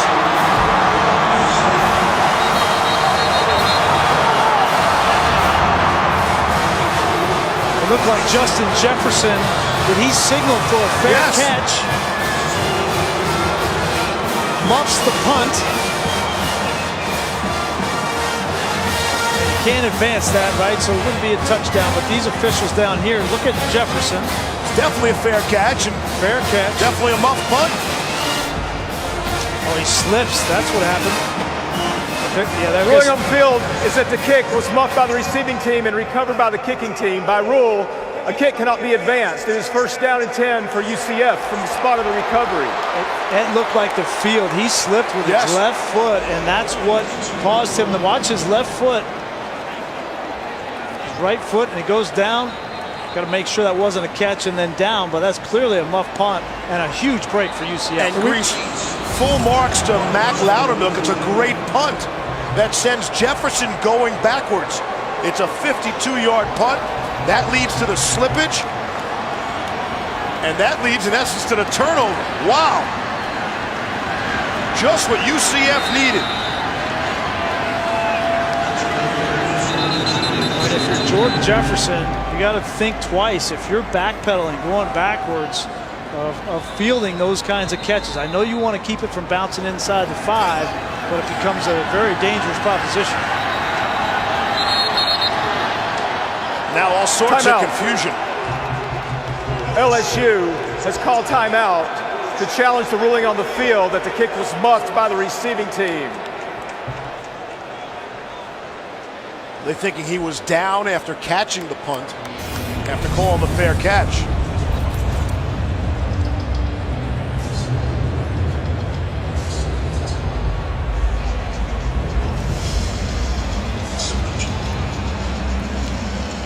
I think the replay booth is going to take another look at that. The only thing they could possibly be looking at is, did he catch the ball and then go down, and could he be down?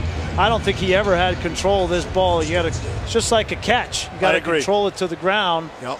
And that ball clearly comes out. But worth taking a look at. Yeah, that's a huge play. Critical play at this point in the game. His feet just come out from underneath him. I don't think he had it. No. You got to think just like a catch. It's just like he was catching a ball thrown by a quarterback, and he never had possession of that ball. And it all starts with the booming great punt by Mac Loudermilk. Boy, and UCF has done this time and time again. Benefiting from these kinds of turnovers, big plays. After review, the ruling on the field is confirmed. It's 1st down and 10 for UCF. LSU is charged with their final timeout of the game and may not challenge for the remainder of the game. You don't see challenges in college too often because they're so quick to buzz and review from the booth. So how about that? LSU already without any timeouts left. with 3:56 left in the third, and they can't challenge anymore.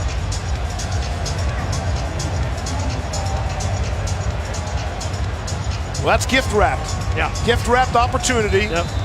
for the Knights of UCF, the number 8 team in the country. Here you go.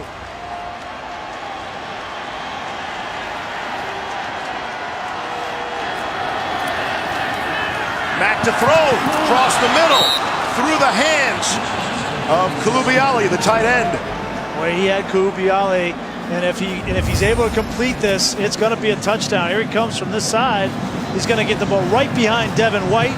That's a good throw from Darryl Mack. UCF goes quickly. It's McCray. He swung around, picks up about 5, stopped by Devin White. And Grease, I think Darryl Mack deserves a better fate at this point. He dropped that ball in perfectly for Gabriel Davis. Yep. Should have been a 75-yard score. That last pass dropped by his tight end. Here's 3rd and 5. Oh, man. Big false start here. Full start. Number 72, offense. 5-yard penalty, 3rd down. That's the center, Jordan Jefferson, but you get in a 3rd and 5 situation, you got to think that Josh Heupel is thinking 4-down territory here. So 3rd and 5, you can run your quarterback and get in a short yardage situation, but 3rd and 10 is a completely different animal. The penalties, 20 accepted penalties, 10 for each squad. Watch Kirkland, one-on-one with Davis again.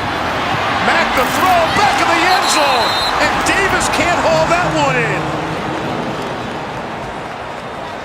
This ball has to be thrown on the back shoulders. What Mackenzie Milton did so well, running so free. Look at the left side of your screen. You're going to see Davis running wide open. If the ball is thrown towards the back here, it's an easy touchdown, but he throws it too far in the corner. Tough catch for Davis and a missed opportunity. Yep, that one's on the quarterback, no question. Had him wide open. Here's Matthew Wright. A 37-yard attempt. Mac Loudermilk is the Mortel Holder of the Year. In case you didn't know, they have an award for the Holder of the Year. I don't recognize those awards. You don't? Because you didn't win it probably when you held those 1 or 2 times. Wright's field goal is good. And we're back to a 10-point game with 3:01 to play here in the 3rd quarter. A huge missed opportunity. But himself an afternoon. 4 touchdown passes, and as tough as they come. Well, he only had 12 touchdown passes coming into this game all season long, but he had 3 in the game against Texas A&M, and now 4 here tonight. That's 7 in his last 2 games. Joe Burrow has gotten better as the season has gone on, and I know this coaching staff is really excited about him being there for a whole offseason and going into next year as their starter. Edwards-Helaire out beyond the 30. Jasinski made the stop. You know, Burrow's got a sort of a silly side to him. It's a big story around the country early on about his socks. Wearing socks didn't match. Seems to have gotten his sock game back together. Much stronger sock game. Now they match? Apparently they match now. They look like everybody else's socks. I thought he had one that was inside out and one that was regular. When you lose a 7 overtime game, you change him. Right. If they're both white, you can't tell. I'm disappointed. Don't change. Don't ever change, Joe. There used to be some cartoon characters on his socks. Edwards-Helaire trying the left side. Stopped for a loss by Brendan Hayes. Speaking about Ohio State, Burrow's still very close to that program. He said during Christmas break he actually went to Columbus, met with Urban, sat down, still talks just about daily with his old teammates. He said he was surprised to hear that Urban Meyer wasn't going to be coaching. He's going to retire. He just doesn't see, his quote, doesn't see Urban not coaching, which I don't know that he is completely done coaching. Going to be in a more executive role now in the athletic department for Ohio State. For the time being, these things, as always, are subject to change. Here's Burrow on 3rd and 9 to throw. Underneath to Dillon. Able to break free, stays on his feet. Derek Dillon already has a touchdown. Still on his feet. And picking up blocks along the way. And he's inside the 35 of UCF. That's a 38-yard gain. We want to talk about the maturation of Joe Burrow. Here it is right here. Here's the safety. He's going to come down here. So Joe Burrow's pointing. He needs Brissett to pick him up. So he changes the offensive line, allows Brissett to pick it up, knows how he's protected, steps into a throw, and gets a huge first down. That's playing quarterback at the next level, and that's how Joe Burrow has progressed. Final minute here in the third quarter. LSU by 10, looking to add to that lead. Here's Edwards-Helaire. Inside the 30, stays on his feet and keeps on going. Pushing the pile. LSU on this drive, wanting it more. Gain of 15. Well, we talked about everything that Clyde Edwards-Helaire has been through coming into this game. And he opened with a kickoff return that set the tempo. And now he's running hard in the second half. And Ed O couldn't say enough good things about the way he prepared in bowl practice coming into this game. And that's how the third quarter will come to an end. You see Todd McShay. Happy New Year, everybody, from Glendale, Arizona. The PlayStation Fiesta Bowl. LSU looking up that 10-point lead on the ground. Edwards-Helaire. Again, the second and third effort. I think that UCF defense really needed the breather between quarters. Well, they need a lot more than breath. They need some more muscle in the middle because they're getting blown off the football by Cushenberry, the center, Damian Lewis, right guard, and Brumfield, the left guard. They've taken this game on their backs and are controlling the line of scrimmage.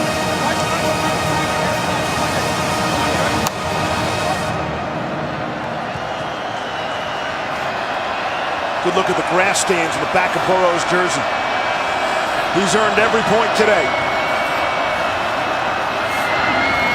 Burrow, quick inside slant to Jamar Chase, who's had himself a whale of a game. Antoine Collier able to bring him down. That's a great job there with Burrow, knowing where the blitz is coming from. Pat Jasinski's coming on an A-gap blitz. He knows there's no one underneath. It checks right away to his underneath receiver on the slant. Really smart football today. Jamar Chase, 6 catches, 93 yards in the touchdown. He is the leading receiver today for LSU. First and goal.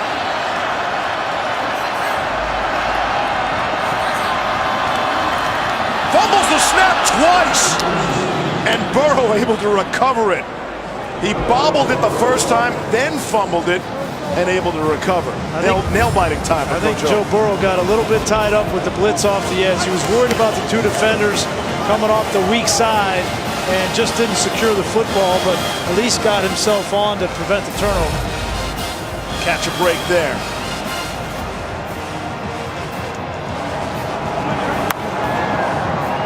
Look at the laminated chart on his wrist. It says hang on to the snap. Second and goal. Push back from the 8. Brissett right into the pile.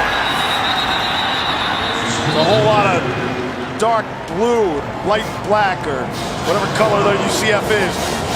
Nate Evans makes the stop. These are the kinds of things that drive coaches absolutely bonkers.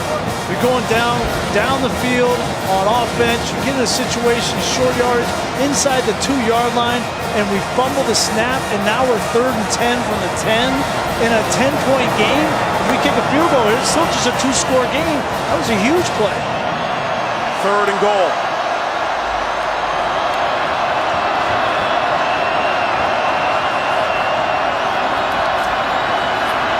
Burrow, back corner of the end zone. Jefferson couldn't haul it in. Richie Grant on the coverage, 4th down. Couldn't have had a better matchup if you're LSU. You get your best receiver on a safety, and the ball is thrown absolutely perfect. Jefferson made this play earlier in the game and just can't pull it in and focus on the feet to get the touchdown. Cole Tracy, 1 field goal away from tying the LSU record for the most field goals in a single season. This is from 28 yards. All the way. Let it bounce into the end zone. Touchback, bring it out to the 25-yard line. Well, LSU has been outstanding offensively between the 20s, but in the red zone is where they've kind of bogged down from time to time. The interception return for a touchdown, this last sequence where they had to settle for the field goal, and And I get it. You've been dominant defensively if you're LSU, but you have also played 3 quarters. You're down thin on your defensive line. You're thin at secondary, and this is an explosive offense that could get rolling at any moment. And with all the defensive problems for LSU, Grease, UCF, their offense in the third quarter, 12 plays for 18 yards. Taking a shot down the sideline, and the flag comes in. Gabriel Davis working on Jontre Kirkland, and they should go there every play the rest of the way. And you've got to target him. We talked about it earlier. Pass interference, number 13. Defense, 15-yard penalty, first down. Jontre Kirkland is playing wide receiver, kind of uses a trigger man and some wild card. They moved him around, and they just had to move him back to corner because they knew they were in trouble at that position when the top 3 corners, including Greedy Williams, who's the #1 corner on my board for the NFL draft, all not in this game. On the ground, Greg McCray trying to patiently pick his way. I can't tell you how difficult it is, right, to come in and play defensive back like this in this situation. You see the guys that are out of this game, but you're asking Jontre Kirkland to do something very difficult. Here's Mack, able to get out of there. Darryl Mack on the run. Knows he has to get rid of it now, and he'll throw it away. 3rd and 8.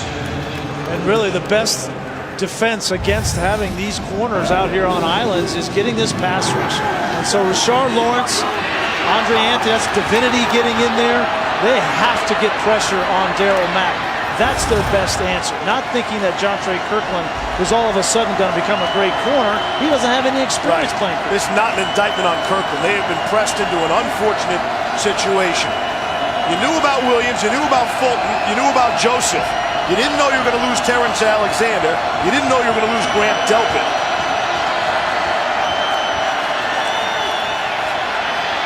Here's Mack, steps up, and it's incomplete. I'm not sure they would have had the first down anyway. It is 4th down. 4th down and 8. That's Divinity. And Divinity is down.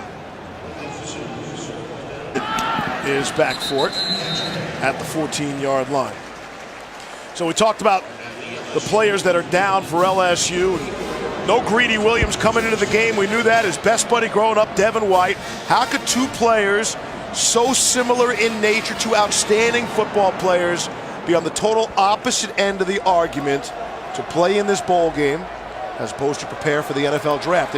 It's a fascinating conversation. They both made very different decisions and were both absolutely right in their decisions. Greedy Williams, his background, where he came from, he's got a daughter, he's thinking about his family. Yes. And Devin White just loves LSU, loves playing football. Told us last night he'd play even if they didn't pay him in the NFL. And he wanted to set an example for this program going forward. And sitting in that room with him yesterday, it was Devin White and Grant Delpit. And Grant Delpit's going to take over for Devin White if he decides to go to the NFL from a leadership standpoint. And you could see Delpit soaking in all of that leadership and approach from Devin White. And White told us that Greedy Williams was in tears, was crying when he told White he was going to pass on this bowl.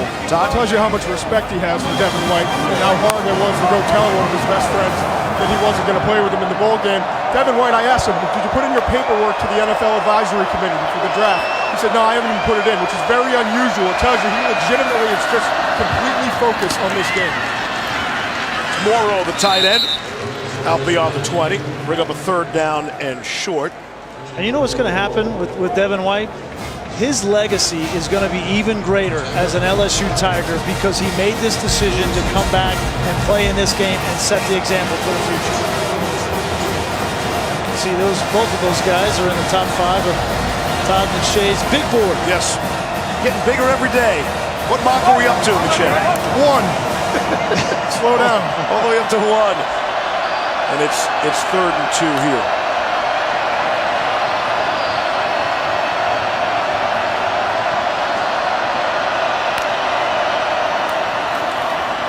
Inside handoff throw set, got the first down and more. Out beyond the 30-yard line, Joey Connors made the stop. Here's what I think about the sitting out, Grease, and I get it. I don't think anyone in college football likes it, but some players and people will understand it. think that's fair? Yeah. No one can be in favor. You can't be for it. Players sitting out purposely, but you can understand the reasons they do that. Well, listen, if you really want to be honest about it, none of these players being compensated anything. Okay, they're getting a scholarship. Coaches are making all kinds of money. They're going one place to another. They are. And that's the reality of college football and where we are. So you can't fault these kids looking after their future. No, like I said, we certainly understand it. There is no blame. And LSU has made it clear there was no resentment on the team. None whatsoever towards Greedy Williams. And then you flip the page a little bit, and on the UCF sideline is their defensive coordinator, Randy Shannon, who came out with his public comments that he thinks this could taint the player who skips it. The NFL might look at you differently, and maybe down the road in the future, maybe this becomes a trend with a player, maybe even off the football field. Yeah, I didn't agree with Randy Shannon's comments, but it's definitely going to continue, and it's definitely going to be a trend in college football as we're playing more games and players are at more risk for injury.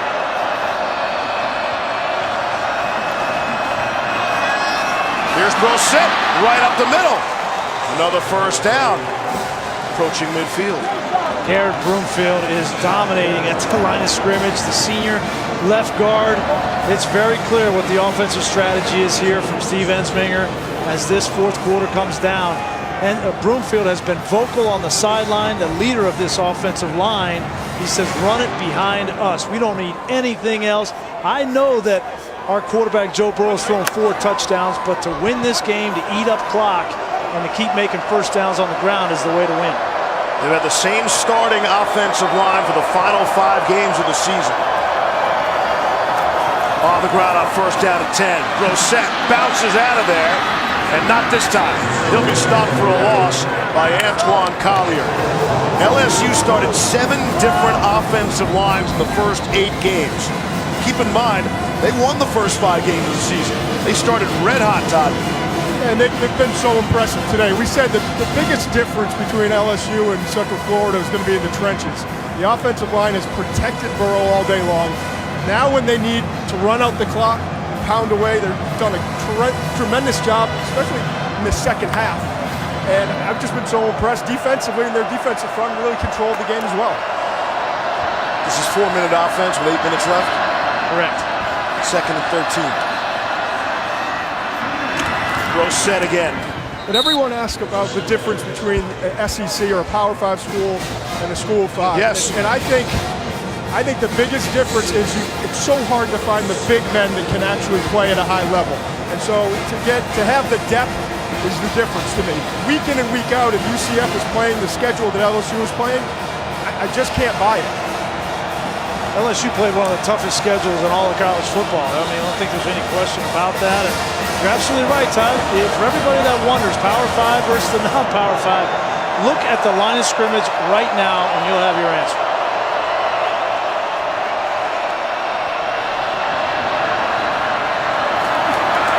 Burrow steps up, take another deep shot. Got a man. It's Sullivan.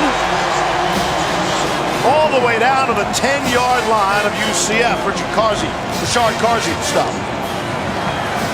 So whether they're running the ball or whether they're pass protection, take a look at these 5 guys. They're going to give a pocket for Joe Burrow. 1, 2, 3, step up and drive that ball down the seam. You don't make that throw unless you have a clean pocket to step into as a quarterback, and that's exactly what Todd was talking about. Under 6 to go, and now you'd expect LSU to go back to the ground game. 42 yards on that last pass play. Burrow to Sullivan. Joe Burrow at 394 passing yards and counting. They do, in fact, keep it on the ground with Brissett. Gets back to the line of scrimmage. I think it's worth mentioning, just for a little bit more perspective, okay? Because this is what this game was about. The Power 5 versus the non-Power 5, the playoff conversation. This offensive line for LSU was nowhere near the best offensive line in college football. They're nowhere near the top 15, 20, 30 offensive lines in college football. So what they're doing tonight is really impressive, but there's a lot better offensive lines out there in college football, i.e. Alabama. Just to name one. Message received. And I think UCF is receiving the message as well. Here's Burrow. He wants to stay in bounds. Now he'll be swung around by Pat Jasinski. with an even 5 minutes left to go. The streak is on the line for UCF. They have not lost since December 17th of 2016. The AutoNation Cure Bowl. They fell to Arkansas State 31-13 in that game. 25 consecutive wins. And on the UCF argument, Grease, they can only beat who's on their schedule. No question. Nobody's taking anything away from Okay, and so that begs the schedule question. And we've heard all about it. The conversations they've had, you know, the 2-for-1 with Florida. Yep. Scott Strickland, their athletic director, and Danny White, the athletic director for UCF. On the ground, it's Brissett again. There's no question. The Orlando Sentinel got that email exchange, Grease. And, you know, Dan's in the NFL level. I mean, they are so valuable to your team. And he said, we felt so good when we would get to the 35-yard line because we knew we were guaranteed at least 35 or 3 points.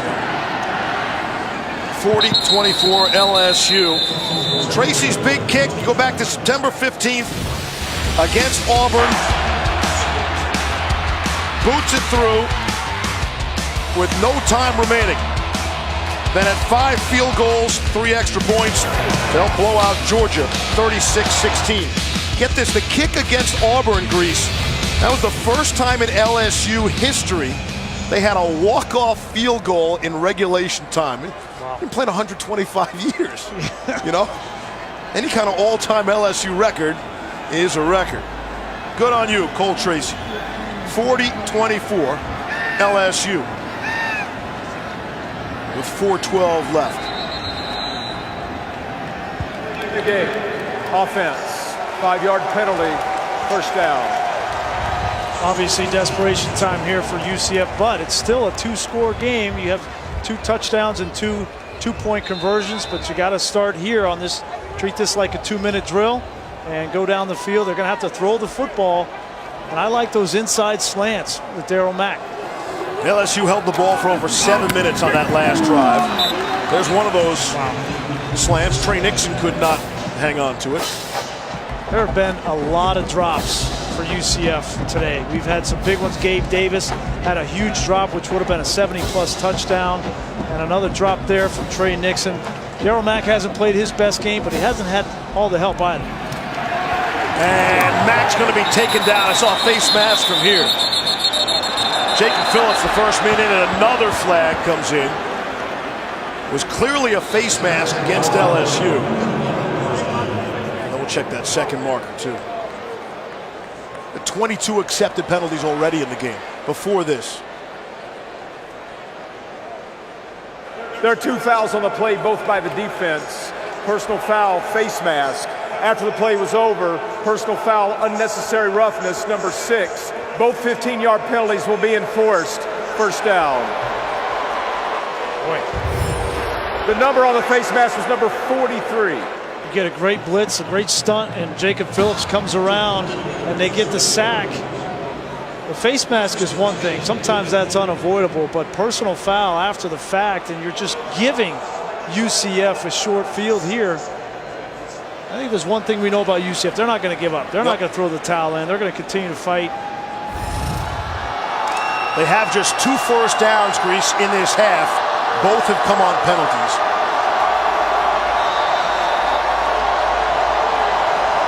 They need to go, and quickly. Mack will take a shot, got a man open, and it's intercepted.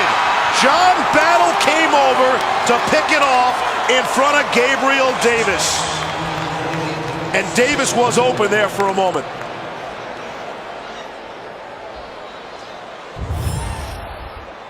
Here's the run this on the outside. Here's the safety battle. He's going to be over the top. This ball needs to be thrown right about here, but you can't throw it too high with a lot of air.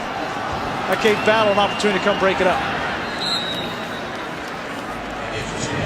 So it's not an interception. Did he not get a foot down? So he comes down out of bounds. Oh, yeah.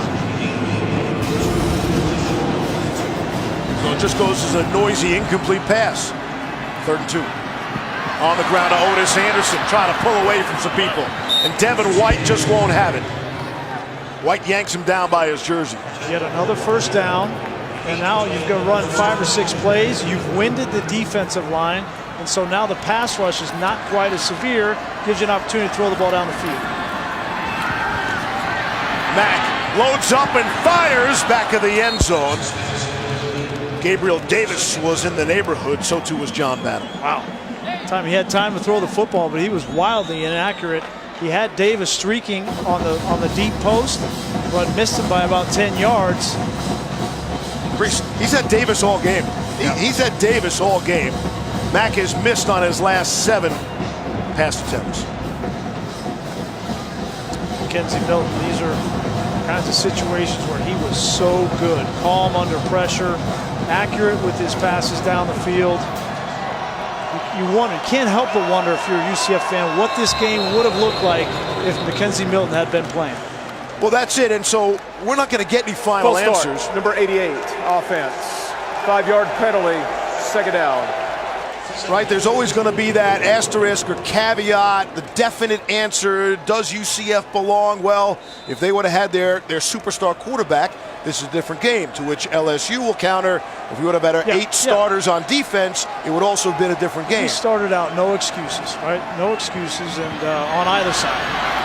McCray, the left side, to the 24. Battle bounced him out, 3:04 left. Because you say, okay, Mackenzie Milton's playing, he's throwing the ball to Gabe Davis. Well, how about if Greedy Williams is guarding Gabe Davis? He's not going to be as wide open as he's been today. Of course. Grant Delpa doesn't get kicked out of the game. Joseph is there as well. So is that Alexander. And here's McCray. Knocked out at the 3. John Battle again on the tackle. And yet they are not out of this game, right? They got to punch this ball in. There's plenty of time left. They need to punch this in, get the 2-point conversion, then anything can happen. They go on the ground, and that's costly. McCray taken down at the line of scrimmage. This is where you need to let Darryl Mack run the football. 230 pounds, that's your best option. He did it 4 times against Memphis. Slam him up in there. 2nd and goal. Mack, all sorts of trouble. He'll throw that away. He has taken some wicked hits. Kobe Stevens got him that time. I do not like throwing the ball down here. Just maybe a speed option, misdirection with the quarterback. But the only other thing I would think about would be the run the quarterback up the middle, pop pass to the tight end. That would have some sting based on who's playing quarterback. 3rd and goal.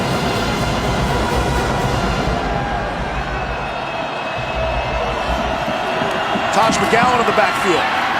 It's McGowan. And he gets there for the score. Touchdown, UCF. Yes, they're going for 2. That's the easy math. Sean Lawrence is down on the field. He's had a heck of a game, too.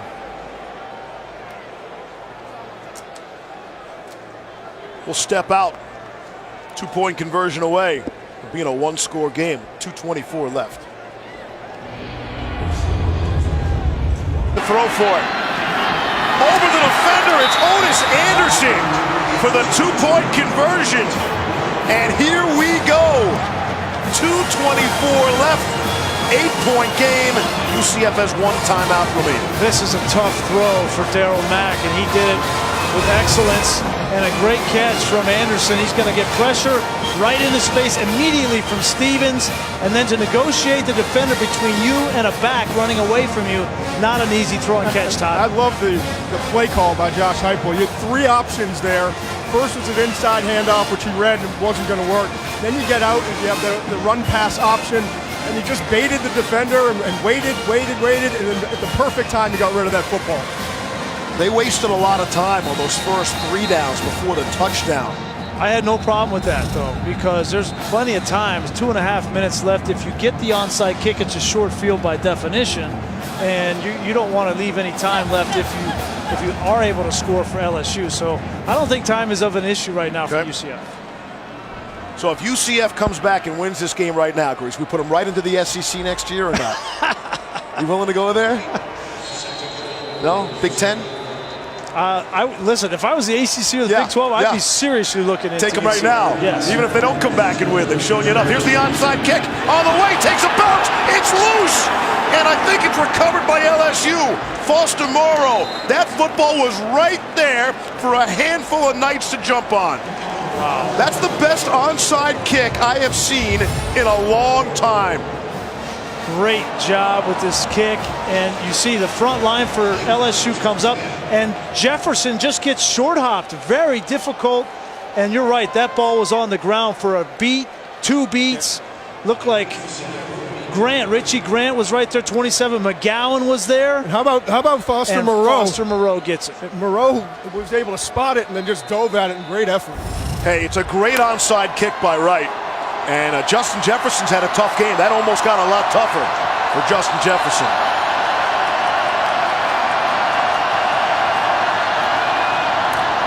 Brosette for 3 or 4. UCF has that one timeout in their back pocket. They're going to take it. And there it is. And you talk about a game of inches and how close UCF has been. I mean, that close after going right down the field against, and LSU's defense was winded. So the likelihood of them, being able to go back down was higher than it has been the entire game. And they were this close to getting an opportunity to go down and tie this football game up. Like I said, that's the best onside kick I've seen, and I'm including the NFL.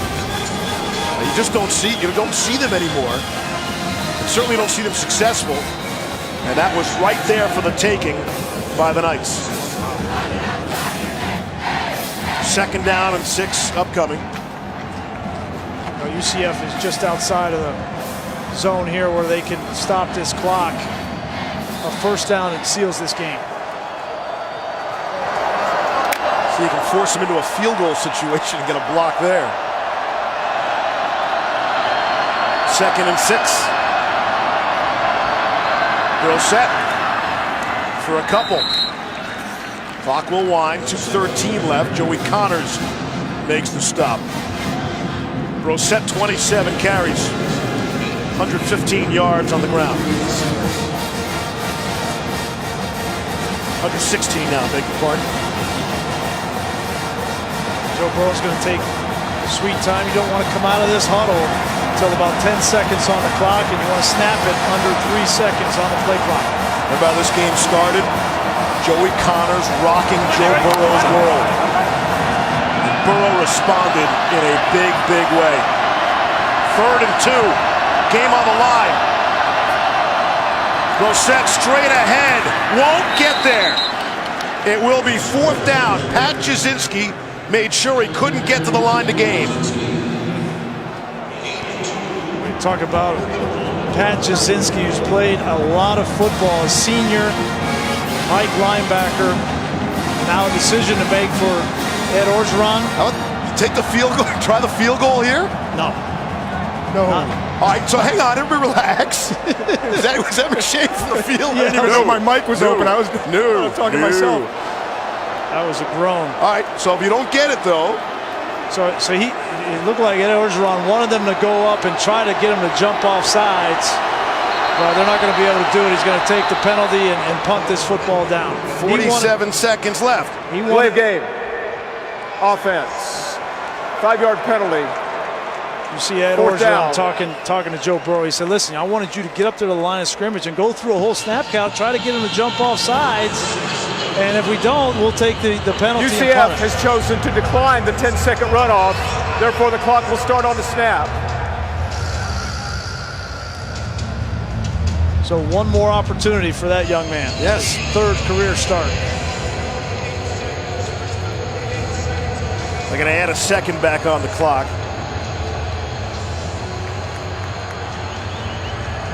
You'd think they'd come full on for the block.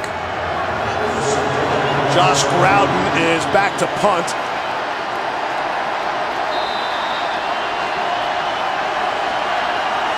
Otis Anderson at his 8. It's a good snap. All you want to do is get that in the air. And the bounce, drop dead at the 11 with 39 seconds remaining. We've had the most penalties combined in Fiesta Bowl history, 26. Congratulations to all involved. Well, no matter what ends up happening in this last drive, both of these programs can walk out of this stadium with their heads held high. A lot of questions about UCF coming in. Could they play with the big boys? Yeah, again. They got pushed around, but they fought to the end, and they're in a position now, that's all you want, position to go down and score and tie this football game. Beat Auburn in the same spot last year. Yep. Had 40,000 fans in attendance in Atlanta. A few less here today. Here's Mack. Takes a hit as he throws. And he's fortunate, just falls incomplete. Well, the last thing I would have told Darryl Mack if I was Josh Heupel when he ran out on the field was, listen, you cannot hold the football. Okay, we can't block them up front. I know you want to hold it and throw the ball down front. Throw the ball quick. We need some slants. Just get a few completions here to get this thing going. Mack has missed his last 9 throws. It's 10. Trey Nixon couldn't go up and get it. Well, and that was a hook and ladder play. They wanted to get the ball to Nixon, and McRae was coming out of the backfield right behind him. He was going to pitch it back a la Boise State when they did it here against Oklahoma to tie that game. Chris Peterson.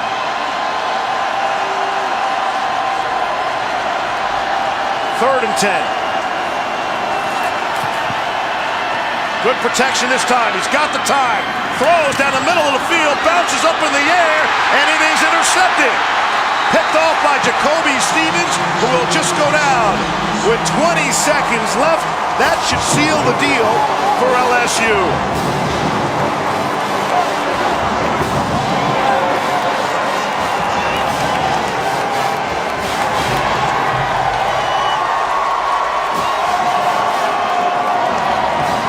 I think it's fitting with all the injuries that LSU had on the defensive side in the secondary, with the ejections that they had tonight of Grant Delpit, Terrence Alexander, that it's a backup safety in Jacoby Stevens that gets the interception that seals it for LSU. And we are a knee away.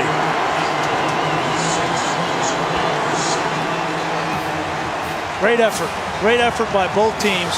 This was a great football game, and nothing but great things to say about UCF and their record. Congratulations on a great season, but they're not playoff contenders. The conversation